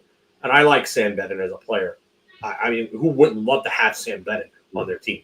But at $8 million, Stevenson at 6.25 for the next 6 years, or Provorov, who really isn't giving you the offensive numbers, and the analytics don't say that he's great either. The eye test and the analytics tell you that he's not worth 8.5. And that's one of those rare situations where they do come together and say, hey, you know what? Probably overpaid this guy a bit. And I remember because on Free Agent Frenzy Day, Ivan Provorov got $8.5 million. And then what happened right after that? Everybody started hearing rumors that Vladislav Gavrikov was going to get $9 million possibly. And then the Rangers did what? Signed him for 7x7. And everybody loves that contract. So for me, it's Provorov by far. I don't think that contract's going to age well. He's on the wrong side of 30. I don't like this. I'm pretty sure that he's got, I think, full no move the whole way. Believe it. Oh, no. Sorry. He's got a full no move for the first 2 years. Then the next 3 years are a no trade clause, a full no trade. And then the final 2 years are a 15-team no trade list from June 30th, 2030, which is funny that it's June 30th and not July 1st through until the end of the deal. So for me, it's definitely Provorov because he's got some pretty good trade protection for. Oh no, Provorov's only 28. I'm sorry, I was way off on his age. But yeah, he's 28. That's right. He's the 2015 draft. So, yeah, definitely Provorov on this. The numbers just haven't been good for a while. The defense isn't great. He isn't if you would have told me that we'd be getting 2017, 2018 Provorov, okay, cool, but no. All right, and it's I guess my choice. I'm gonna go Provorov too. You guys said it all. I really wanted to build a case against Chandler Stevenson. 51 points back-to-back seasons. I mean, yeah, I guess that's worth it. I don't like the term. I think that's too much. I think somebody thought this guy was a second-line setter somewhere. And yeah, he's a good lower setter, not there. I don't like that one. By the way, I can't help but smile because I like it when Anthony changes around things on me. And the reason why I'm smiling about this, Phil, is because better obscure Ranger, Thomas Pock or Jozef Balej, because Thomas Pock is spelled wrong. So that's it's not. No, it's not. If you look him up on Hockey DB, that's how it's spelled. Hockey Reference has him as POC. What?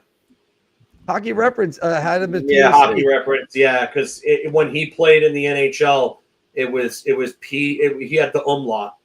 Yeah. Yeah, so it's not spelled right. Hockey so, DB has it, though. Just so saying. Phil, better obscure Ranger. And I think Polk. production in obscurity. It's got to be Thomas Polk because he did more with the Rangers than Jozef Balej did. He played 59 games with the Rangers. He actually also played 59 games exactly with the Islanders, funny enough. But yeah, I forgot he was an Islander. Yeah, this is a guy that he played well in college, and the Rangers signed him as an undrafted free agent out of college. And I remember him coming up. I think it was the 03-04 season he first came up in. Yeah. And he had 4 points right away in those 6 games, and then he never really progressed further than that. But Jozef Balej never really did anything with the Rangers. I just remember him being the real centerpiece in the Alexei Kovalov trade at the 04 deadline. And I remember him playing in the AHL with the Rangers in Hartford in the lockout year, but he only played 13 games with the Rangers. So for me, it's Pock by far. It's almost Pock. Anthony, which one are you gonna say? It's Pock by far, just because he played in a lot more games. Balej just played in a short amount of games. So yeah. Yeah, I'm gonna agree with you on that. But if there's any credit I want to give Jozef Balej any credit for, he's played in. I think he played 15 more games than Hugh Jessamine in his career. So The bar is really low there. Can you shut up about Hugh Jessamine already? And you know something? I was inspired by Instagram this week. There was a post that asked about which guy was better, Sakic or Yzerman. I think we all would agree maybe Yzerman it was. But Anthony did. I think you changed this one. I like this one much better. Who is a better all-time goaltender? Marc-Andre Fleury or Ed Belfour? Belfour. It's not even close for me. Belfour. Okay. I don't even know how this is even a discuss. I'm sorry, but Marc-Andre Fleury didn't win a Vezina until he was very late in his career, and it was in a weird season. Belfour had maybe the second best rookie season ever behind Teemu Selanne, in which he literally led the NHL in his rookie year in games played, 74, 43 wins, led the NHL in shots faced and saves, led the NHL in save percentage of .910, goals against 247, minutes 4,126, and you need to do the other analytics like goals saved above average and so on. He led in that. He won the Calder, the Jennings, and the Vezina, and finished third in the Hart voting.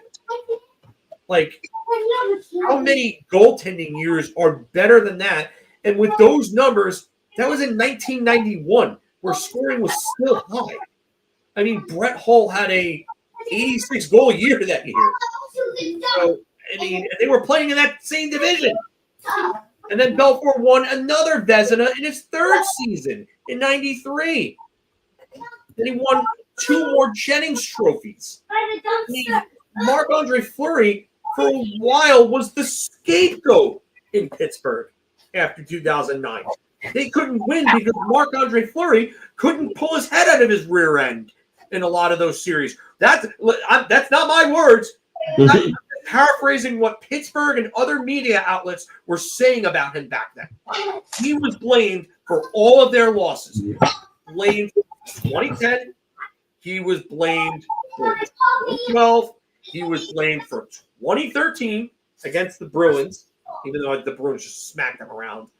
And he was absolutely blamed for 2014 and 15 against the Rangers. And then he lost the net to Matt Murray. They won in 2016. He comes back for an injured Murray. He loses the net to Murray again in 2017, and Murray wins the second cup while Fleury's backing him up. It's Belfour. It's Belfour, and it's not even close. Anthony, before I give you the answer, Marc-Andre Fleury. I do. I think he's a great guy. I think he's great for hockey. I think he's one of the better personalities the game has ever seen. But Ed Belfour won 2 Vezinas in a time where Patrick Roy, who is arguably the greatest of all time, right in his peak years.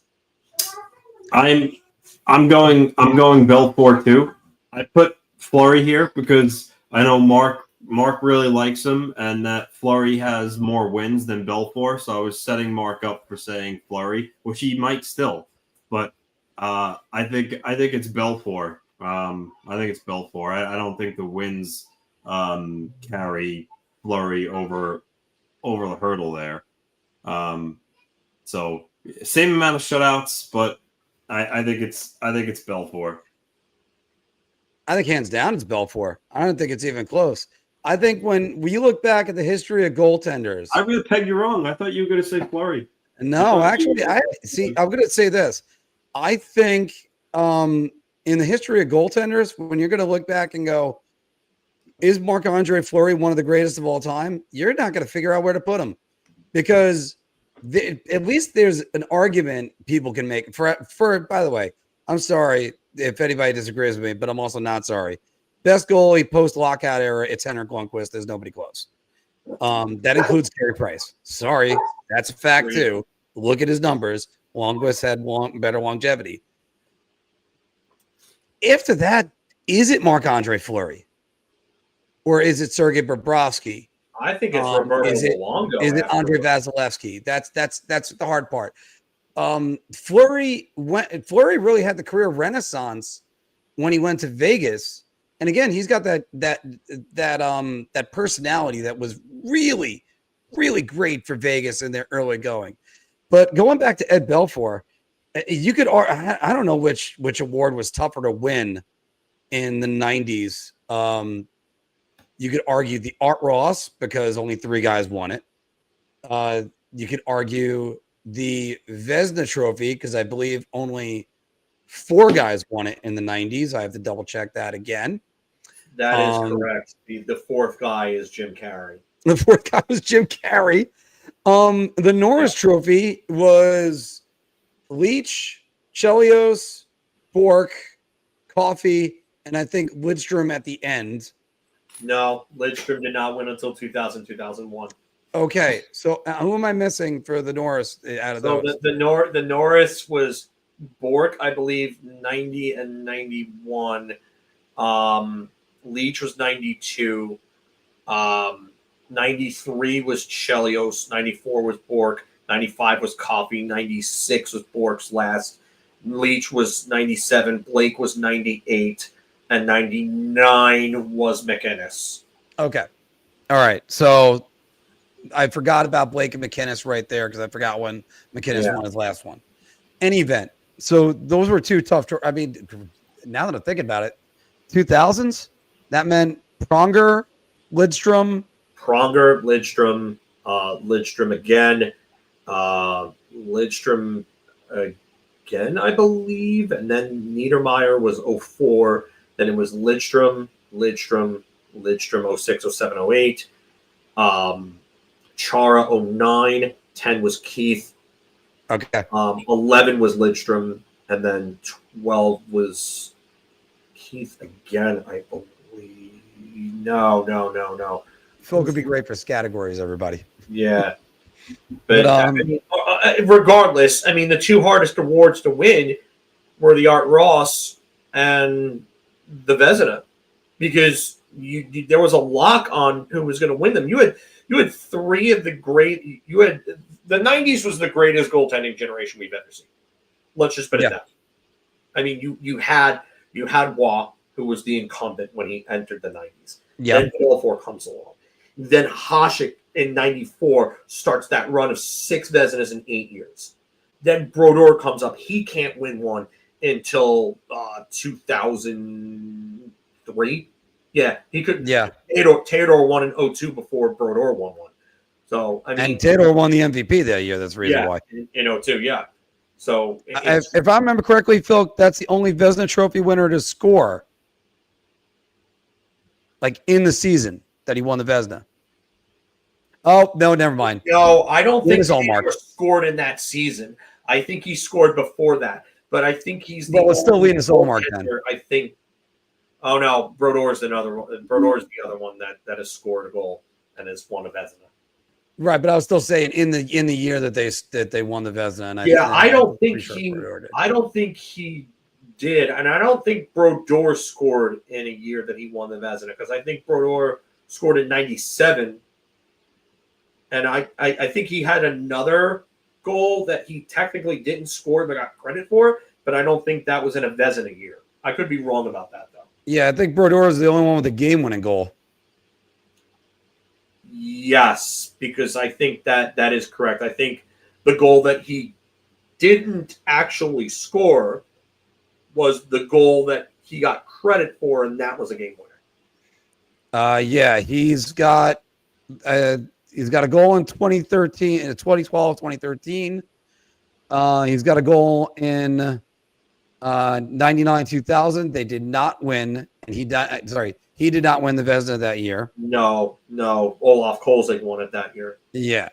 So, again, that's a great debate. When was the hardest times to win certain awards? I mean, definitely the Art Ross is the one that comes to mind because it's so thin on that field. So it's so funny because I was able to actually root for Marc-Andre Fleury as a person and for his own career and everything like that after he left Pittsburgh.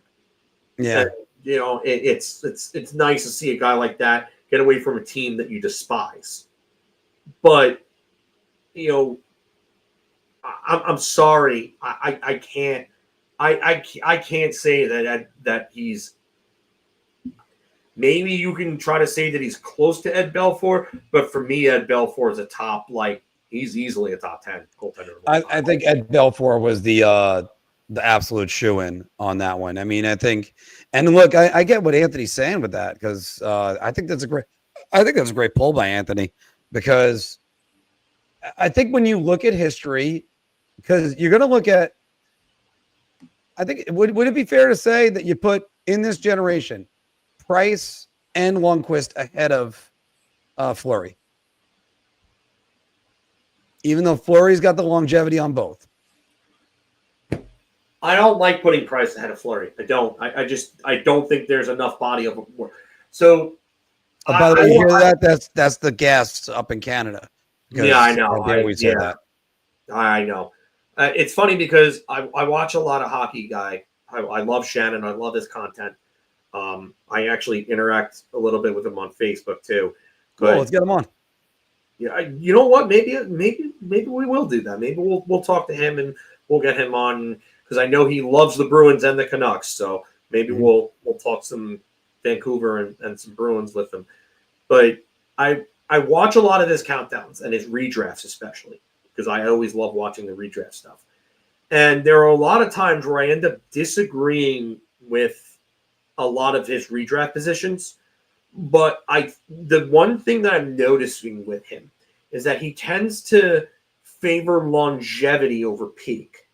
Mm-hmm. And Carey Price is one of those situations for me where, because I'm usually the opposite. If I can get 9, like let's just say 8 to 9 great, like exceptional years out of a player, as opposed to the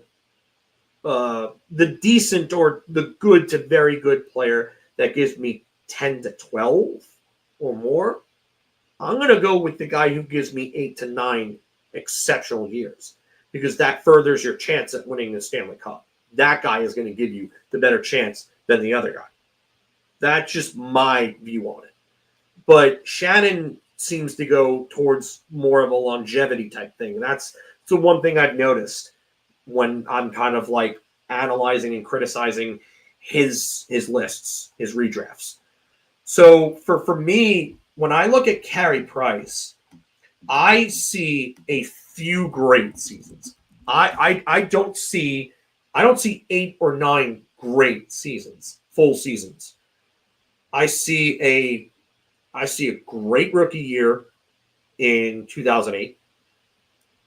I see a great 2010, 2011.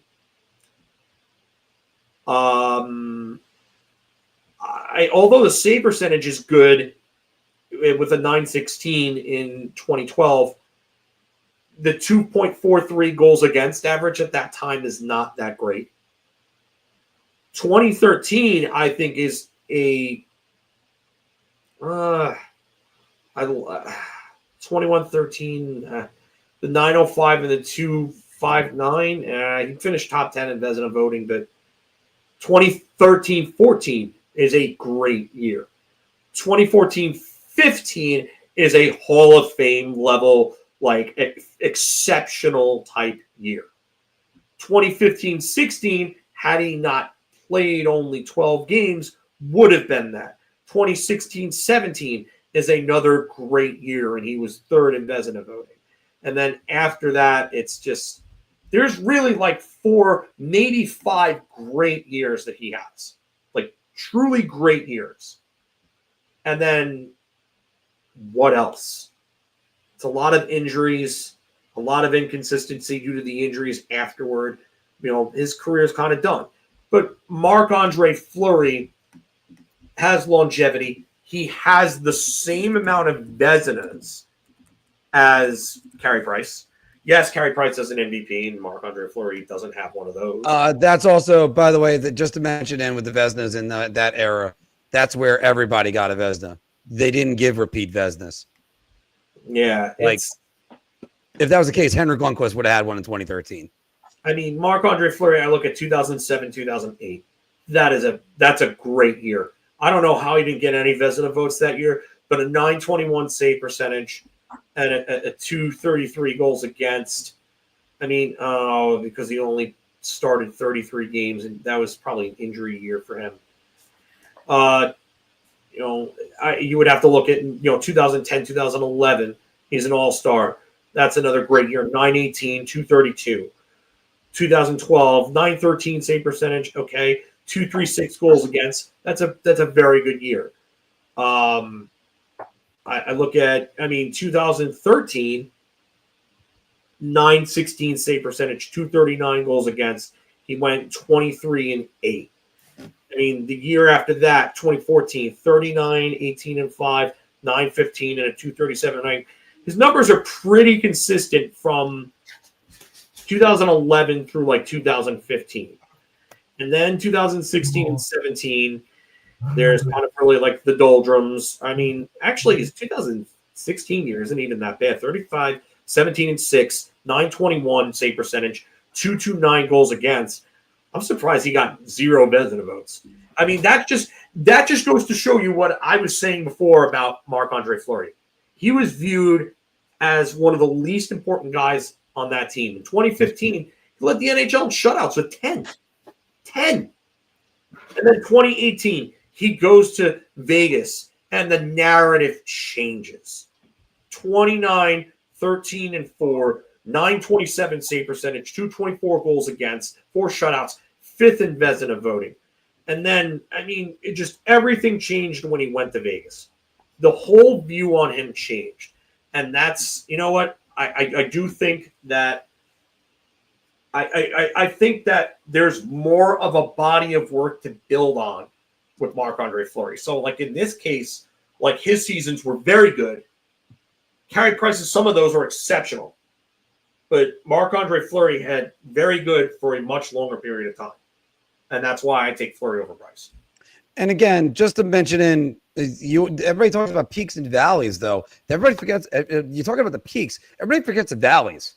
Like, Carey Price in 2013 in the playoffs was absolutely terrible. Everybody forgets about that. But, and look, it's not like there weren't guys that got lit up in the playoffs, because I recall Henrik Lundqvist getting lit up in the 2016 playoffs. But it's just, look, you got to always take it when it comes to the peaks, because, again, I've had this argument about Carey Price versus Henrik Lundqvist.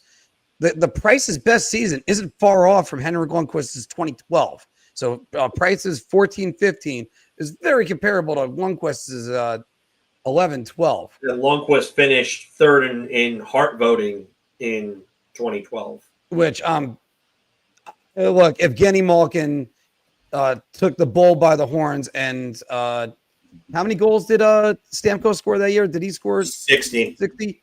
Yeah. So, but still, that's sorry. No. I still would have handed it to Lundqvist that year.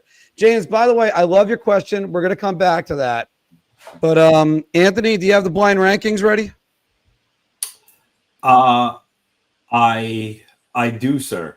You Yes. do? All right. Yes. We're going to start changing up the format, everybody, for blind rankings. We're actually going to have the two of us discuss where to put it. So, Anthony, start us off. What is our category on blind ranking? Right. So, Phil, Mark wanted me to do one for you too, so I have one for you. Yeah. Okay. So I thought your rankings are going to be very different. I'm sure you can probably figure out why. But okay.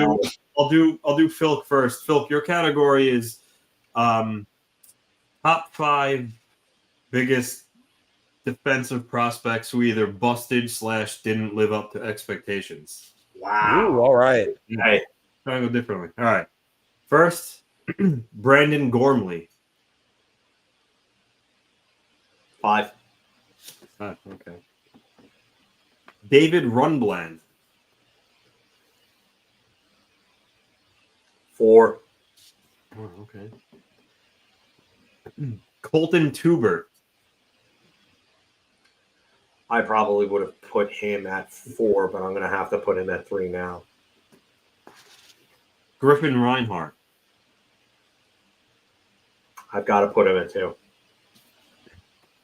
And then Dylan McElrath. I really would have put him at 5, but he's got to be at 1. I had a feeling that you were going to. Once you said that, I knew McElrath was going to be in there somewhere. But here's my question: is McElrath the best of the worst, or is he the worst of the worst, being at 5? So he's the worst of the worst. He was a massive reach, and that's why. And that obviously, I mean, Gormley. There wasn't a ton of fanfare with Gormley. He was regarded as a guy that everybody thought would be like a legitimate top 4 two-way defenseman. Rundblad, as Brian is saying here, Skellefteå had that amazing core of Rundblad, Larson, and Eriksson back then. They had that three-headed monster early on in the 2010s. They were unbelievable. Rundblad had the SHL record for points in a season until I think Moritz Seider actually took it from him, I think by a U20 player. So that was Rundblad, but he was drafted high. But there wasn't the fanfare with him until he had that season. Yeah. And he took that crazy spike in development. Everyone was like, holy shit, like this guy's going to be great. And then he just never amounted to anything at the NHL level. I was surprised Erica Branson didn't make that list. No, I was waiting for some more bigger guys. I was waiting for maybe like a Jay Bowmeister. I thought was going to be on there for a second. But so you got Gun Branson, Bowmeister at least still had like long, solid careers. Yeah, but the fanfare that Bowmeister had back then, like you remember him crying when he wasn't drafted first overall. Yeah, that. I mean, no, Shattenkirk lived up to his promise, and where he was drafted, he had a good career. That's not a guy. Shattenkirk's got 2 Stanley Cup rings. Not just that, but that's a guy that had like a 50-point season, and then he had another season where he like missed some time and played like 60. I think it was like 2014-15, where he was on pace for like over 60 points at a time where the only guy that was really breaking 60 points was Erik Karlsson. Yeah, think about that. And look, you feel bad for Kevin Shattenkirk because his lifelong dream was to be a New York Ranger, and it was absolutely the wrong time for him to be there. Like Brian's absolutely right about this. Like, you're back then, like the SEL wasn't scoring big back then. I mean, it wasn't even. That's when it was called the Elite Serien or the SEL back then. Now it's the SHL. But like at that time, you weren't getting tons of high scoring seasons. Like Pavel Brendel had like a 36 goal season around that time. I think was it Burness or Mora that he played with? I'd have to look it up, but Pavel Brendel had a big scoring year in the SEL back at that around that time. I think he had like a combined 93 goals one season between playoffs okay. So I was right. He played with both Mora and Burness. He had 34 goals in 54 games in 06-07, and then 31 in 54 games with Burness the next year in 07-08. By the way, just before Anthony gives me my blind rankings, I just want to say it's so nice every single summer that I can get kicked to the nuts daily being a Mets fan who are being no hit right now through 8 innings. Or sorry, I don't even want to hear it right now because my team is far worse than your guys' team right now. Yeah, but the good news is they play in the American League where nobody wants to win except for Detroit. All right, Anthony, bring it on. All right. Well, as usual, Mark, your blind ranking is 10 because you're you. But and even though you're the Ranger guy, I'm going to give you an Islander centric list. Okay. Just top 10 Islander forwards. Okay. You ready? Okay. Brian Ralston.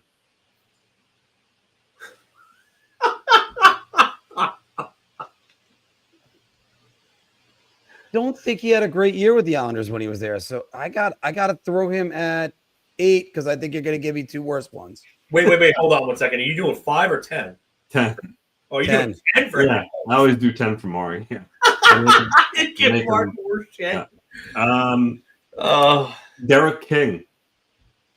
Ooh, Anthony, what are you going to do on the top side? Because this is how you got me with the Russians last week. Yeah.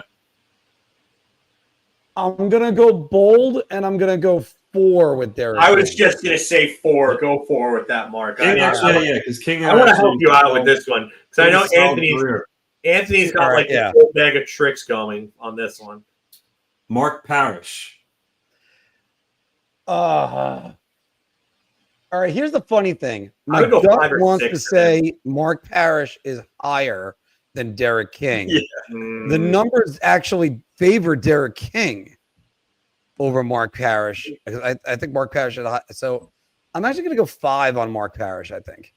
I would have said 5 or 6 for him. Okay. Brad Boys. Brad Boy's actually had a pretty good season as an Islander. But Here's the thing: you got to factor in longevity too. right, but I mean, I got to factor in when he was with the Islanders because I think with Brad Boyes, I think it was only 1 year. Correct. That's what I'm saying. You gotta factor in the longevity. He was Yeah. only So the best I could do with Brad Boyes, I would. Where'd you have Rolston? 8. I had Rolston at 8. I want to put. I would put Boys at 7 then if I were you. Yeah, I'm gonna have to because I think there's still 2 more bad ones. He's such an asshole. Like I mean, Anthony's laughing. I can imagine Dan Plant being on because this list. he's gonna set you up to have the worst. Because I know what Anthony did. Anthony's got 12 on that list. Yeah, he's definitely got 12. Sub like in, that. sub out. Yeah. Jason Blake. All right, Jason Blake. That's a tough one. I don't know if I can have him ahead of Derek King. I know, like his peak is really good, but damn. Was it 33 was what he got with the Islanders in 05? No, 40. He had a 40-goal season in 40 07. goal season. All right. I think it was he did have a 30-goal season with Toronto. No, All right. 25. So Anthony, did I say 5? That was You have Parrish. Mark That Parrish was at 5. 5. I got to go 6. Mariusz Cherkasky. Okay. Ooh. All right. Mariusz Cherkasky. Interesting. Now we're talking about a guy who had to replace. He came in, I think, after the Trevor Linden deal. Or after Palpy left. That's when they brought in Cherkasky, and he had a career renaissance with the Islanders. So I'm gonna put Cherkasky at 3. Also, I think at the time he was married to the Bond girl from GoldenEye. Oh yeah, Isabella Skorupko, who played Natalia in GoldenEye. Yes. Yeah, and she's been in. Man. What a good job in life, Marius. Buddy. Polish Prince. Blake Como. Oh, I wish I didn't put Brian Ralston at 8. You put Parrish where? 5. I put Parrish at 5. You put Blake at 6. Put Blake at 6. Oh, And Boys was at 7. I gotta go. I want to put Blake Como so much higher. no. There's got to be better Islanders you got than him. Or is there? And I wonder if Anthony's already thrown the peak. I know. I think already Anthony set me up. Where did you put Filkowski?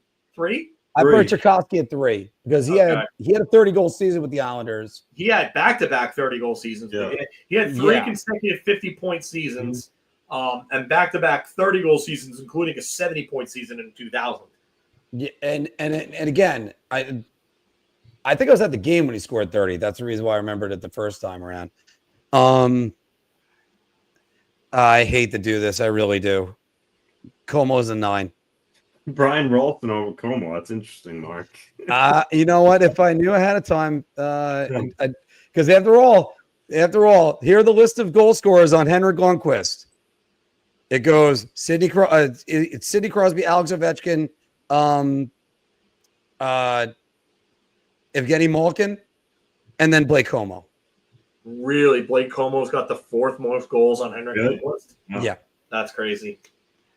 Mikhail Grabowski. 10. Yeah, I was gonna have to say you have to put him at 10 after that. But I got 1 and 2 available, and Anthony's going to make me pay. Anthony's gonna give you the worst of the worst players right now. I can see the shit-eating grin on his face. Bratislav Meze. Travis Green. You know what? That's not bad to put Travis Green at 2. But here's the problem. Who's the best Islander of all time now, Anthony? Zenon Konopka.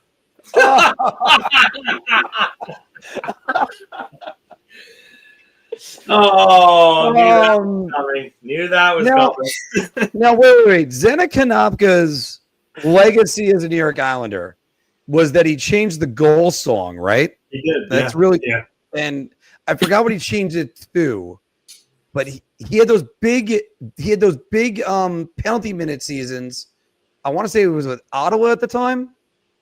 And that's what you remembered of him with fantasy, him and Dan Carcillo. There were 2 things he was really good at. Face-offs and fighting. Yeah.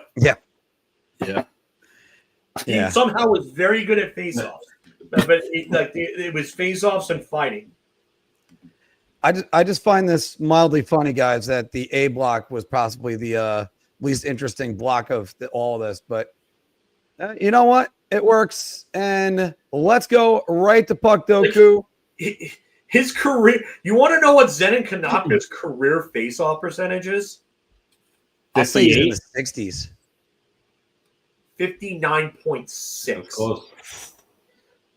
I mean, sure, the numbers are skewed a little bit by like his 08 and 09 seasons, where like 08 was only a 52.4, but he had an 09 season with Tampa Bay where he took 25 faceoffs. He won 17 of them, 68%.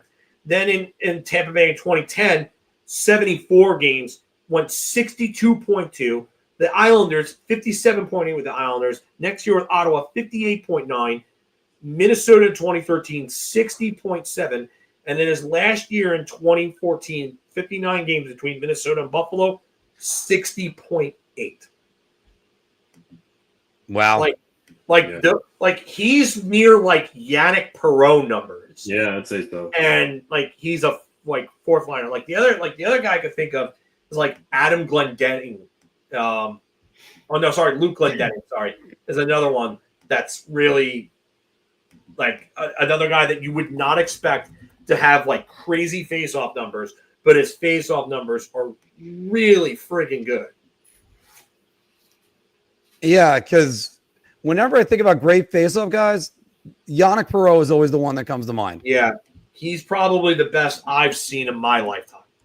Yeah. All right, guys, we got Puckdoku coming at us right now.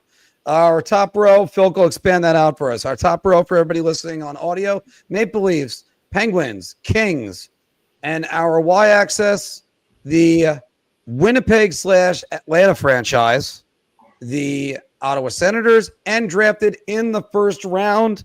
Gentlemen, go ahead, pick a square. Is Tom Kervers going to be too high of a pick for Toronto? Like, is that going to be too like notable of one? Because he was in the Niedermeyer trade, so like for me that might be. Oh, you know me. Actually, no. I just looked. Tom Kervers was drafted by the Canadiens. Oh, that's right. Never mind. Yeah, actually, I got a Toronto draft pick that did play as a New York player. Drafted in the first round. Toronto wasn't. Hold on, I just got to think because we just mentioned Brad Boyes. Yeah, Brad Boyes in my blind ranking. I think he was drafted first round pick. Yes, he was 2000, I believe. Yeah, I have another one. Overall. I have another one, and if somebody got this, if it's more than a 0.5%er, I'd be shocked. But it's a guy that I always go back to for the New York Islanders. I thought he was going to be a lot better. Eric Fichaud. That's a good one. He was drafted in '94 by That Toronto. that might be a good one to use, Mark. Actually, All right, point seven. Good call, Mark. right. Drafted round 1 by Pittsburgh. You're gonna have to go back a bit because some of their '90s guys. Naslund is going to be too obvious because he was a '91 first round pick. He was 16th because him and Forsberg played together for Moto in Arnskuldsvik. Let's see. Yeah, this is actually a slower one than what we've been used to, guys. No. Would the LA Kings and Winnipeg Jets / Atlanta franchise, could we go with Ray Ferraro for that one? I think it would be high. Be high? All right. Can we go with for Pittsburgh? Maybe someone like Joe Morrow. Joe Morrow? Oh, I got a good one. I actually hold on. I have a good one. Konstantin Koltsov. God, I remember. No, it's with a K. Yeah, he was a K. He was 1999 draft. Yeah. 28%, Filk. Yeah, because that. So I remember when playing like NHL 03, like 02 and 03, like his potential rating in that game was super high, and he just Milan Kraft love. Oh God, I love Milan Kraft, man. Robert For LA first round pick, I got Dennis Grabeshkov. He was in the former Islander. Knew you were going there, buddy. It'll be low. Knew you were going there. 2 ends. Milan Kraft was a 98 first round. No, one N in Dennis. Okay. GRE. Oh, is this one down here? Bottom one, Mark. Yeah, that's that. Yeah. Dennis Grabeshkov, 0.4. Yeah. So I just want to double check this because if I recall correctly, Turgeon be too high for Kings in Ottawa? I don't know. I mean, he was mostly a King. I don't. He wasn't. Yeah, I don't. It might be good because I don't really remember him as a King too much, so I don't think it. No, he wasn't a King. I'm sorry, I was wrong about that. Oh, that's why. Yeah, he didn't play for the Kings. I was gonna say. Hey guys, just throwing this one out there. I said Ray Ferraro before, but let's go to his teammate on that team, Donald Audette. Would that work? For the Thrashers? Ooh, for Atlanta, yeah. That I wonder how high he would be. I mean, I put him in the same like Audette. I think I have one for Toronto and Winnipeg / Atlanta. Martin Prochaska. I haven't heard from him, so I would imagine that would be pretty good. Is that him right there, the third one? Yes, Prochaska, yes. Got it. 0.6. Yeah. All right. I never set the timer for us because I would love to do that.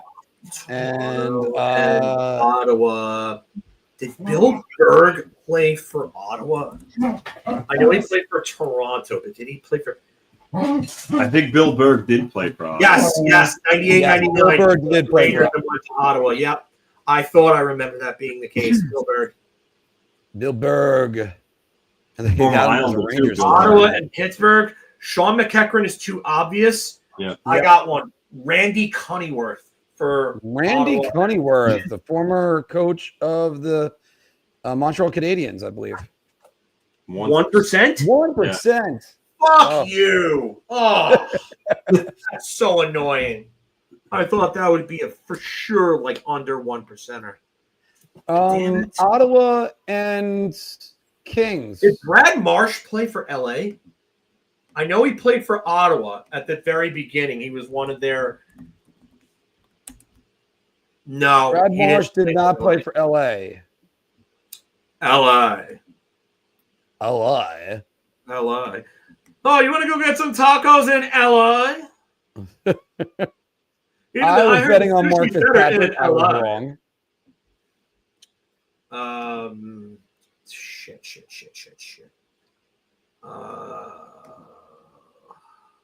Wow.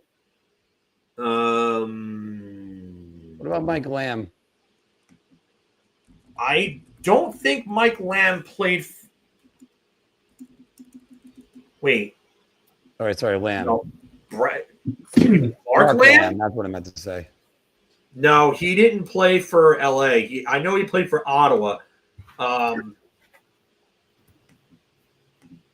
And one out in the ninth. Oh, wait, the Mets got a run. Soto solo homer. All right, so the Mets aren't getting no hit anymore. Yay. I think I know a goaltender that might work for Ottawa and LA. I just wonder how high it would be because it's a goaltender. With Dan Berthiaume. Dan what? Dan Berthiaume. Did Jody Hull play for LA? No, Jody Hull did not play for LA. Damn it. How do I spell it? BER. Oh, it's going to be under Daniel. I'm sorry. Yeah. Yeah. Phil, he's a 2%. Oh, 2%. Fuck. All right. Winnipeg/Atlanta, and obviously this won't be Colby Armstrong, but that's way too high. No, that's way too high. Way too high. What about Randy Robitaille? That's actually a very good one. Go, Randy Robitaille. Where are they here? Pittsburgh. Yeah. But that he would be on with the Winnipeg team. No, he was under the Atlanta, and then he played in Pittsburgh as well. Okay. I actually just thought about who did I just think about? I actually thought Pascal Dupuis would be a good fit right there, even though no, that would be too obvious. Too obvious. He only played. Everybody knows that he's Pittsburgh, and he played in Atlanta before that. Yeah. So, there's one more Atlanta, Winnipeg, and LA. Winnipeg, that's the one I said. Donald Audette. So let's see how much that does. Donald Audette. I don't think he played for. Did Donald Audette play for the Kings? Yeah. Yeah, he played for the Kings. That's right. In the very late 90s, 98, 99, and 2000. I think a guy like Eric Belanger would be lower than Donald Audette. Yeah, I think I'm with Eric Belanger. Let me see if I could think of somebody that was lower than that. Eric Belanger played for the Kings, right? Anthony Callio didn't play in LA. Oh, I just thought of one. Matt Johnson, the guy who sucker punched Jeff Boogaboom and ended his career. He played for the Wild too, right? Yeah, I believe Johnson played for the Wild. And yeah. Uniqueness score of 3, by the way. I think that is a Wild jersey that he's wearing right there. Yeah, he went to the Wild after that. Jimmy Dowd said he played on a line with him and him and someone else. And I brought that up the first time we interviewed Jim Dowd. Yeah. He said that he played on the line with them. I was like, don't mention that name in front of Ranger fans because you're going to piss off a lot of Ranger fans. Yeah, and by the way, Kelly Bushberger, 0.5 for Eric Belanger, by the way, right there. You also have Modre. I forget all the time that he was there. Bob Yaroslav Modre, I forget he was in Atlanta. That's the thing. I knew he was an LA guy. He was with them in the early 90s. I think he might have even played some games in their playoff run. And Anthony, we could have used Randy Robitaille over there as well. Your Pittsburgh guy going all the way down. John Sim, Maxim Galanov. Wow, Galanov. Galanov, the former Ranger. Yeah. Ronald Petrovicki, another former Ranger. Sean Donovan, another guy that I always love to use. Yeah. Was there another one you guys wanted to check? No, go to the pyramid. Let's go to the pyramid, guys. And then we'll take a couple questions. There's one that James had that's really good. All right, guys. This one is obviously skewing us towards Nick Backstrom at the end. Yeah. So it's we need somebody that played in the NHL between 2001 to 2009 to 2010. How about Jozef Balej? Yeah, you could do that. All right. That's very random. You can use him or Tomas Pock, honestly. There you go. Anthony inspiring that one. Now, anybody that played in that era that has a career of 250 points? anyone's Jay going to be pretty McClement? low. Jay McClement. Brendan Dubinsky has 438. Either or is fine. I Well, don't think Jay McClement comes just short. Damn it. you can do Dubinsky. Yeah, and I got yeah. I mean, because there's so many players that fit that criteria, I think he'd still be pretty low. So I would just So we'll go with Doobie right here. Oh, sorry. There's Dubinsky. He's right in there. Going for Team Sweden, 250 career points. They played in that decade. PJ Axelson? I kind of love PJ, so see if that's it. Here's something I didn't know. He was, by the way, PJ Axelson does fit.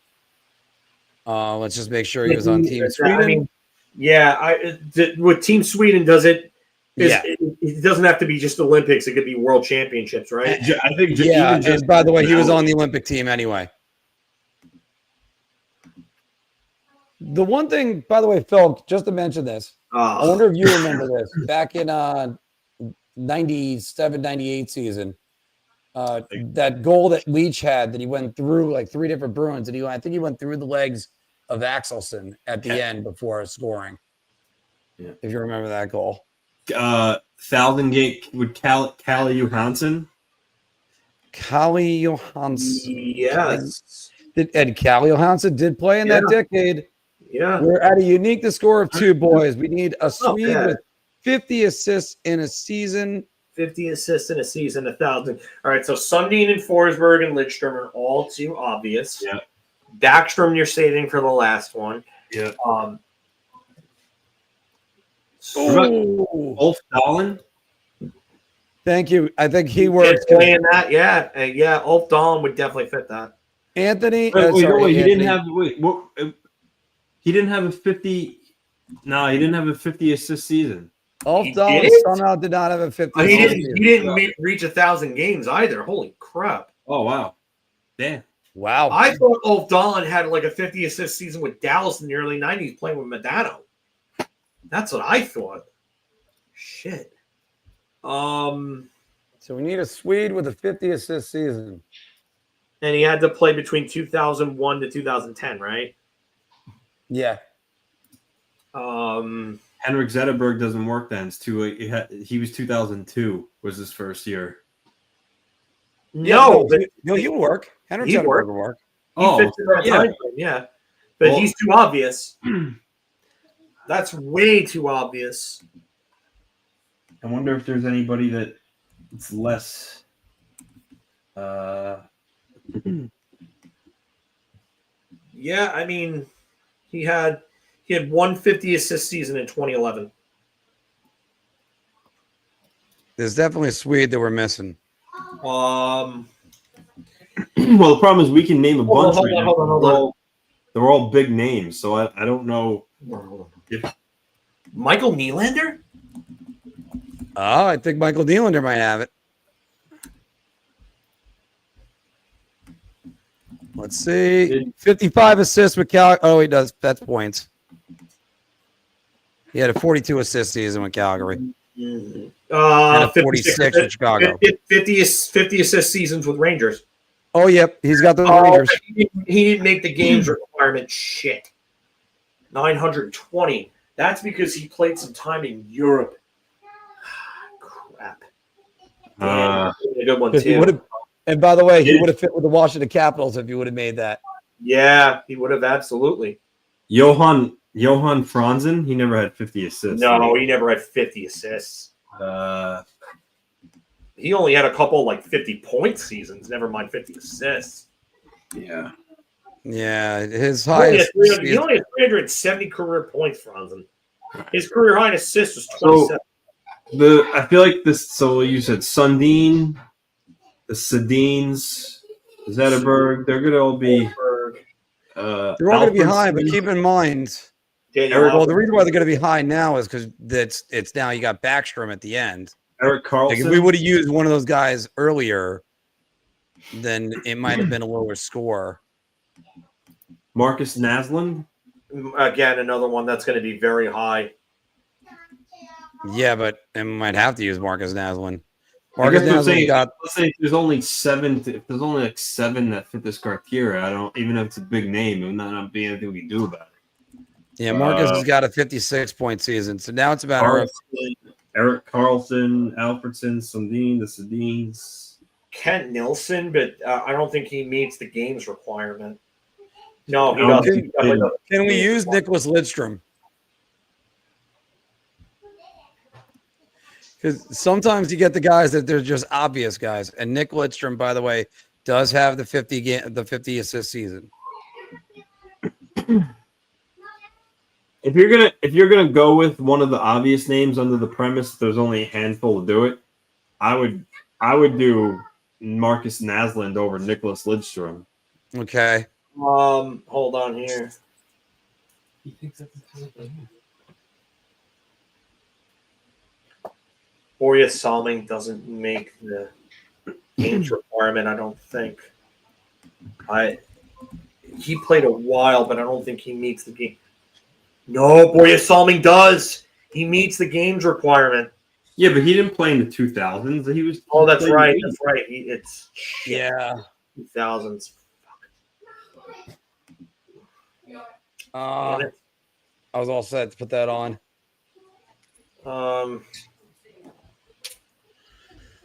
There's a Swede we're missing, guys. There's a Swede we're missing.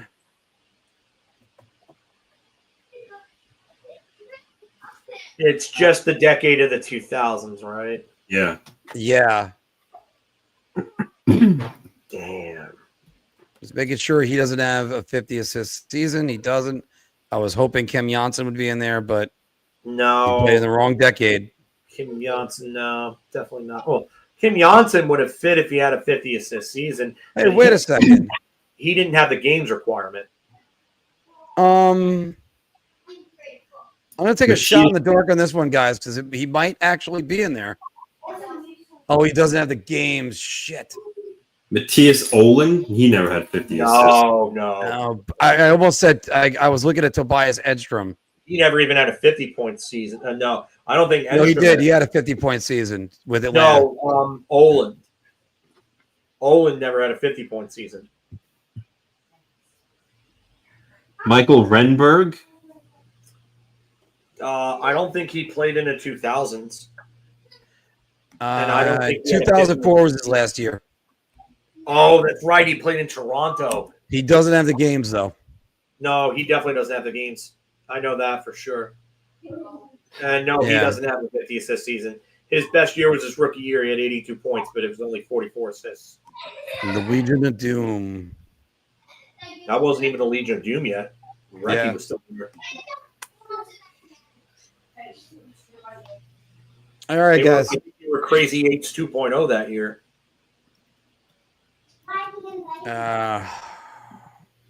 All right, so Marcus Naslin. Yeah. We'll tap out on that one. All right, we're going with this one, guys. Because Marcus Naslin still unique to score of 5, and That's Nick not bad. Backstrom. It's back. Yeah, you got to. It's CK, yeah. Yeah, this is the right Nicholas Backstrom, right? No. Is it 2025, does that say? Yeah. On. I'll just do Backstrom. Backstrom, yeah. 2024. There you go. Yeah. All right. Unique to score of 5, guys. And yeah, this was just Nick Backstrom right there. Yeah. The name we were looking for right here would actually Anthony Marcus Naslin was the lowest. we were trying to think of someone else that didn't exist other than the obvious ones. Yeah. And that's what the problem was. That's Answers. So we had Frederick Olesen would have been a good one. Louis Erickson would have been a good one. Alexander Stieg, Alexander Edler. Wait. Well, Louis Erickson. Yep, Louis Erickson. Alexander Steen is the one that I keep forgetting is. Wait. Louis Erickson played for Team Sweden? Yeah, probably at some point he played in the World Championship. Yeah, that's right. He was, yeah. That's right. Gothenburg, okay. Yeah. I thought.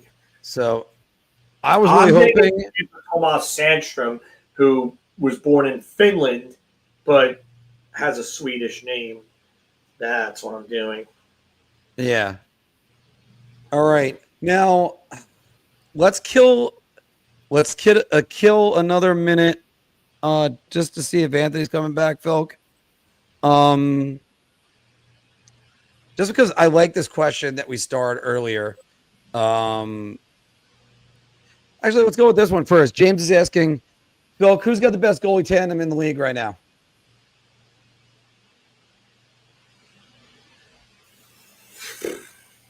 Well, that's a tough one. I mean, I'd have to look at all of the teams, and I mean, Boston is Swayman and Korpisalo. I mean, not Detroit. Florida's got a decent tandem. I mean, could you argue Montreal's got Montembeault and Dobesh. I like that one a lot. I mean, Washington's got Lindgren and Thompson. Lindgren and Thompson is probably they might be right up there. Anaheim's got a trio in Dostal, Mrazek, and Husso. I mean, Mrazek is a good backup. I mean, looking over to Winnipeg, because you could argue Eric Comrie being the backup is better than a lot of those other tandems. And Comrie, you got the best goaltender, and then you got Eric Comrie right behind him, which is not bad at all. Islanders have a good one in Sorokin and Rittich, provided Sorokin can stay healthy. I mean, Dallas has Ottinger and Casey Smith. I don't like that. All right. Just meh. Yeah. I mean, Philadelphia has a pretty good unit with Vladar, Fedotov, and Urson. I mean, they're all like two of those guys could at least be decent backups, and Fedotov has potential to grow, even though I think he's 28. I do think that with more NHL experience, he could probably get a little better. It's a decent trio there. I think I'd probably have to go Washington. Yeah, but Washington looks like I like Jonas Johansson behind Andre Vasilevsky as well. I think that's a decent tandem. St. Louis, depending St. on Louis is back there. They're back to being in one of the good tandems. It's funny, we all laughed at Jordan Binnington, and then he had the Renaissance after the four. I like Melka and Ingram. I think Ingram gets back to who he was. Yeah, I think if the defense improves in front of them, I think that could be one of the better tandems in the league. You know what? I said Washington. I think I might have to go St. Louis. Because I like Jussi Saros in Nashville. I just don't like Justus Annunen. I don't think he's that good. Minnesota has a very, very good tandem. Did you actually say his name was Useless Annunen? Eustace, not useless. I mean, useless would be the absolute worst name. What goalie's in net? We're putting it useless. So I mean, you're gonna have Philip Gustafson and you're gonna have Jesper Wallstedt behind him in Minnesota. Yeah, which I think can be a real good tandem. I mean, Dustin Wolf had an amazing year. And then you've got Ivan Prosvetov, who I like. I think he's going to be decent. I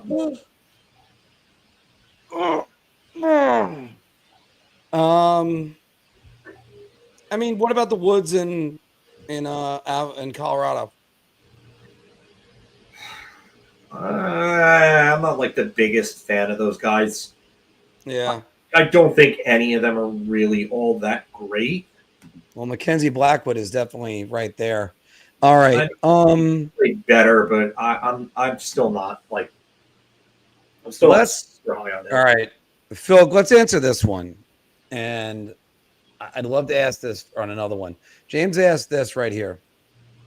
What team do you think is in like a purgatory type situation? For me, it's Pittsburgh. They're not going anywhere, and they're not rebuilding. Oh well, and that's in his opinion. I do think they are rebuilding. I think they started their rebuild, and you're going to see them jettisoning more guys. They are trying to draft and trying to build a foundation. I'm going to name one team. Obvious, it's the New York Rangers. They're in purgatory. Yeah, they don't seem to know what to want to do with themselves, the Rangers. Pittsburgh, I don't know why you bring in Kevin Hayes if you're trying to rebuild.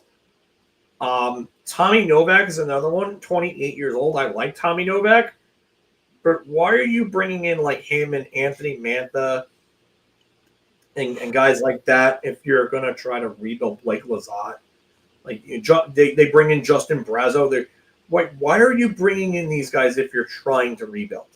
I mean, they traded for Carlson. You can't get rid of that contract. Yeah. At least not until later on this year, if not next year, because you're going to need to have a salary retention spot open for that, because that contract, nobody's going to take that contract without salary retention. It's obvious that now Pittsburgh's got to go ahead to go after McKenna. So Chris Letang making $6.1 million for the next 3 seasons. Ryan Graves, $4.5 million for him. Matt Dumba, I mean, you took him off of Dallas's hands. I mean, Connor Clifton is okay. Parker Wotherspoon, but they don't really have anybody. You can see a path for Pittsburgh to bottom out, especially if Malkin doesn't stay healthy. Yeah, you can. I mean, yeah, they've still got Malkin. They've still got Rust, Raquel, Hayes, Novak. I mean, they're hoping, I guess, for Anthony Mantha to rebound and have like a really good year next to one of Crosby or Malkin. Danton Heinen, Noel Chari. I mean, it's like there's some depth there, but like, how did the New York Rangers bottom out? There's no way. Well, Sam, welcome to the show. The Rangers could bottom out if their big guns don't rebound. If like Mika Zibanejad and JT Miller and Artemi Panarin don't rebound and don't give them the scoring seasons they need to, then that could be a bottom-out situation. If Alexis Lafreniere doesn't take the next step, that could be a bottoms-out situation. The one thing I will say is I think Adam Fox is going to have a big rebound year. Yeah. I look back at the 05-06 Rangers, and I saw a team in a time where there was a lot of uncertainty, and I think there's a lot of uncertainty in the East this year, in which a top line, a top defense pairing, and a rookie goaltender really carried the Rangers to the playoffs. And if Igor Shesterkin bounces back and has like a Vezina caliber type year, which I'm not confident about. Sorry, everybody. I mean, I'm not either. I'm not. I think he's very inconsistent. I think, and I know a lot of people are going to say, oh, well, the defense in front of him. Like, I mean, you're paid that much money. You need to be a guy that carries the team. Yeah. You need to. And he hasn't been the last like few years. Like, sure, when he gets to the playoffs, it's a different story, but you need to have a good enough regular season to get to the playoffs. And I think that saying right now is even more paramount because you don't know which way this team is going to go. So he's got to be that guy. And if he's not, then you made a big mistake giving him that contract. Yeah, I kind of equate the Rangers, and I'm going to name another team I'm going to equate with this. Is like you're in a poker tournament, and your chip stack's dwindling, and you're just sitting there counting how many big blinds you have left. Yeah. You're just like, can I get one good hand? It's all I got. And I think the Rangers, they need that good. They need to get pocket aces and badly because, and this is why when we talk about this, we will talk about it probably next week, guys, because it's been a slow summer. But that's why the conversation continuously needs to happen. Should the Rangers move on from Artemi Panarin? And I had enough people that ragged on me because of the news that came out about him on the last day of Sam Rosen's career. Thank you very much. But also at 35 years old next season, when the contract would start, not this one coming up, next one, 26, 27. He is going to be on a rapid decline very soon if he's not already. And if you think 120 points are coming through that door this year, they got another thing coming. That ain't happening. I mean, you're going to need 90 to 100, I think. He's going to need to be in that range, like the 100 range, in order to really kind of get this team into the playoffs. He's got to be better. And I don't know how much better he can be. Like, there were just times where he looked completely disinterested last year, and I get it. There was a lot of stuff going on, but you got to pull your shit together and you got to show up. And you got to be professional. We got to be professional. We've all had bad days where, I mean, my father went into surgery several different times when I went to work. And some days I went through the shift.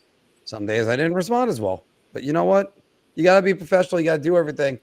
But also, Phil, again, some of it's from his own wrongdoing. So whether or not there's smoke to that fire, it's just there shouldn't have even been smoke. There shouldn't even been anything, in my opinion. You better been on your best behavior. And I don't think everything was all made up. That's a different story. Going into but here's a team for you in the Western Conference, Phil, the Vancouver Canucks. Like, what are they doing? The Canucks need to hope Elias Pettersson takes off again. You basically got Jack Hughes, who's looking at the door going, should I get 1 foot to go out there? You mean Quinn Hughes? Quinn Hughes, yeah, I'm sorry. Yeah, I was about to say Quinn Hughes is probably the biggest worry right now because, I mean, he might be looking to go play in Jersey with his brothers. And I mean, if that's the case, I mean, you might have to move him as soon as possible. And, I mean, this is a guy that's close to a point per game in his career. Yeah. I mean, he just puts up a ton of points. He's easily the best defenseman in Vancouver history. They've got to find a way to make sure that he's going to be happy. Like, he's got to be there. But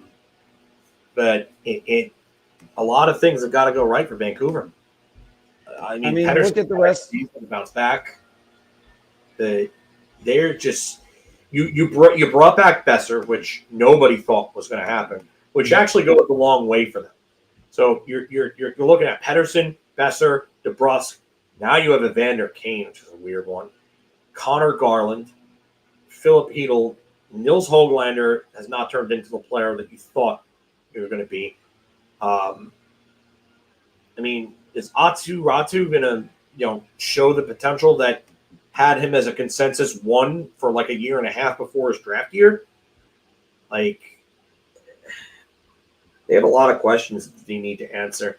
They really do. Like that, Nils Höglander had a 24-goal year in 2024, and just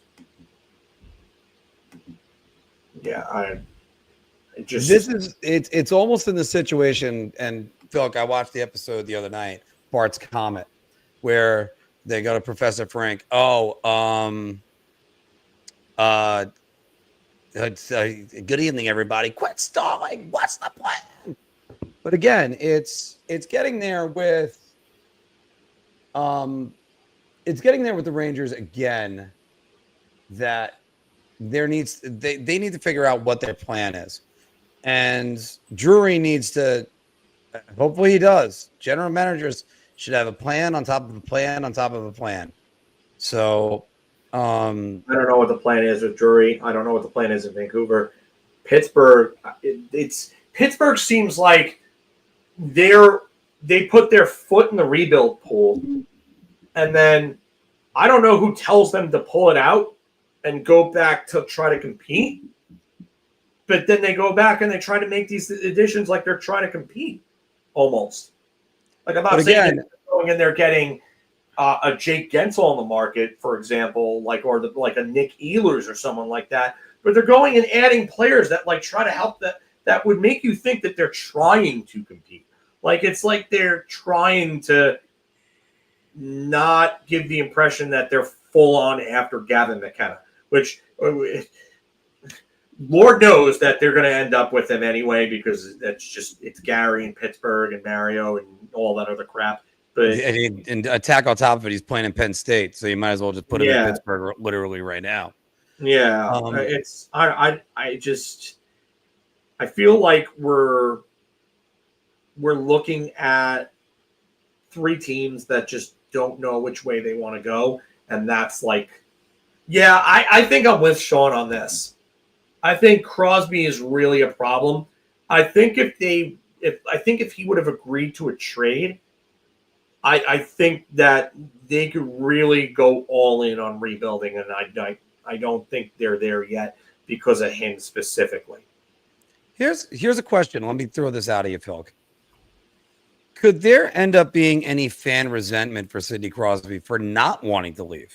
No. Okay, no. So we're not that far down the rabbit hole. No. Where if a guy's loyal and stays, Stop. You're like, well, there was a little bit of that for Henrik Lundqvist. Like, you're not going to be part of the rebuild. It's a different story because Henrik Lundqvist wasn't productive at the very end of his career. After 2018-19, that 2019-20 season, he was a shell of himself, and he needed to go. Like, he needed to retire, and that needed to be it. Like, he gave everything he had. His body was done, and that needed to be it. Sidney Crosby, 20 consecutive point-per-game seasons, which is an NHL record. Mm-hmm. And there's no reason to believe that he can't do it again. Even with this team. Sidney Crosby, do you remember when Andy Hilbert played in Pittsburgh? Yeah. Andy Hilbert was once I actually had to think about it for a minute. With the Bruins. And he went to Pittsburgh at the end of the 05-06 season from Chicago. And 18 points in 19 games. If Sidney Crosby can turn that type of player into that, Sidney Crosby can do it with anybody. Yeah. He made Pascal Dupuis a household name. Pascal Dupuis is not a household name without Sidney Crosby. Man, Chris Kunitz into what, a 50-goal scorer? No. Chris Kunitz was never a 50-goal scorer. He was a 30-goal scorer. He may have had 40 one year. I thought he definitely had 40 the year he went to the Olympics. I don't.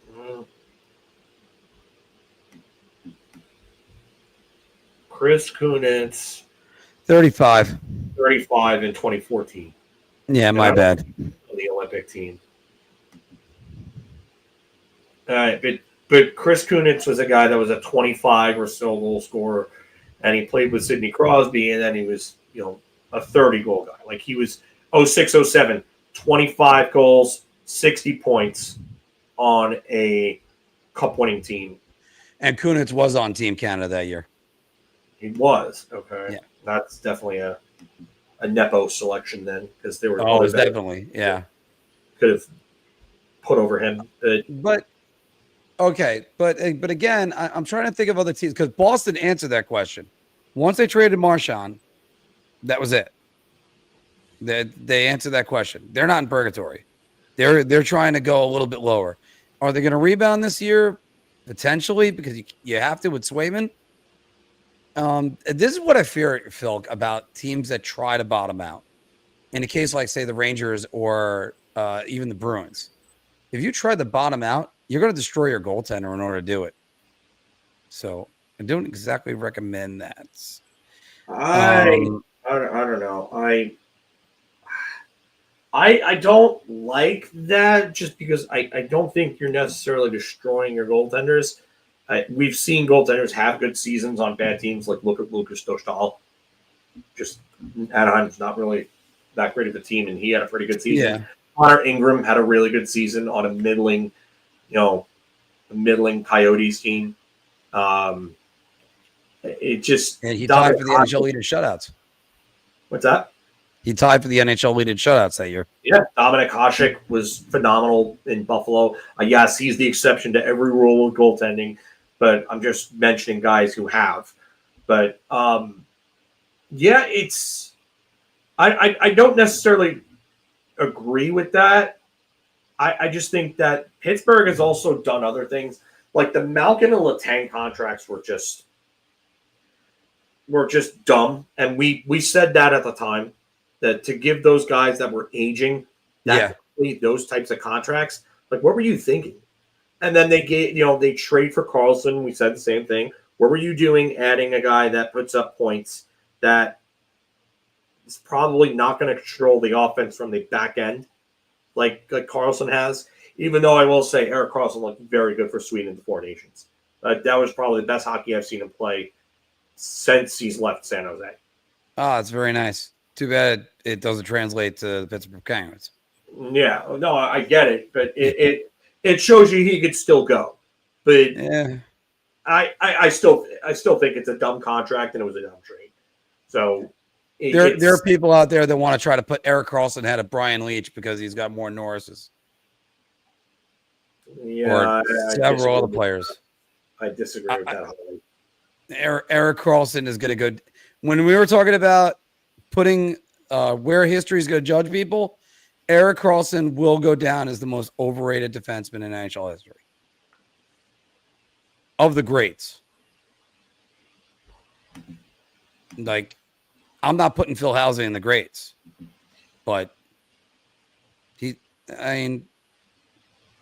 Karlsson's basically a better version of Phil Housley.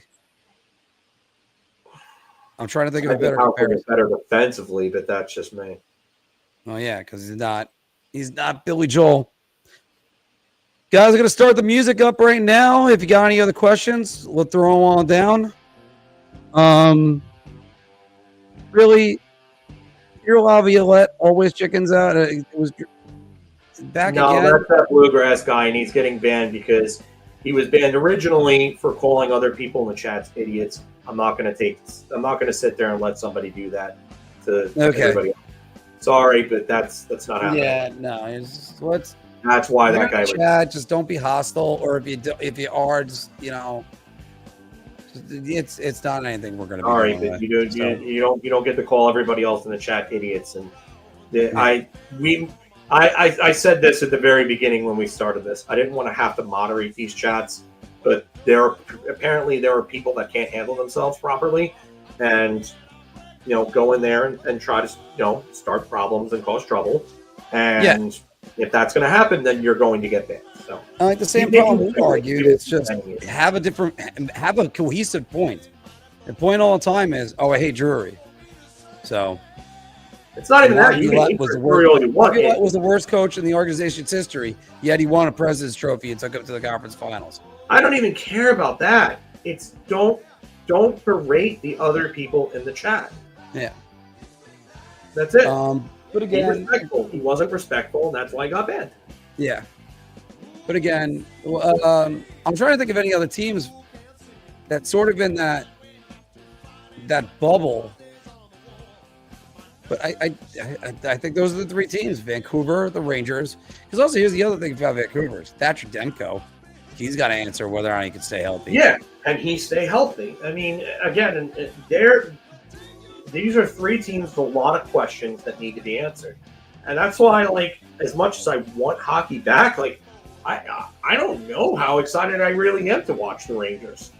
I personally, Phil, I really think the mantra for this season for both New York teams is just, all right, let's get this over with. Because the first and foremost, you can't there's no way you could tell me Mika Zibanejad is going to be mentally prepared for this season. Yeah, there's another one. Is he going to bounce back? How is he going to be with his best friend gone? Yeah. He's another one on the wrong side of 30. Mentally, physically, he's not in his position anymore. That's another thing. Is he playing position? Is he playing center? Or is he playing wing? And if he's playing the wing, does he want to play the wing? So there's too many questions on this team. Too many questions, and that's why I don't think I have them as a playoff team. Well, Nor do I, or a one and done at best, because Mike Sullivan could get him in the playoffs, but one and done, what does that do for this team? All right, guys, we're going to cut it off there. We do have a show Phil and I are going to do with the Rangers Ed podcast, or Coach Ed. Which one is it? I think it's Little Ed that's going to be going on with us. Yeah, we're going to be doing one with them. They're going to be coming on with us. Sorry if you're watching. I've been a little busy, but I'm definitely going to go in there and check the message on that. Yeah. All right. Well, we got a lot that's coming up. End of the month, I'm going to be taking a week off, but that's a different story. Everybody, enjoy the rest of your week. Look for some more of the shorts coming up, and we will see you very soon.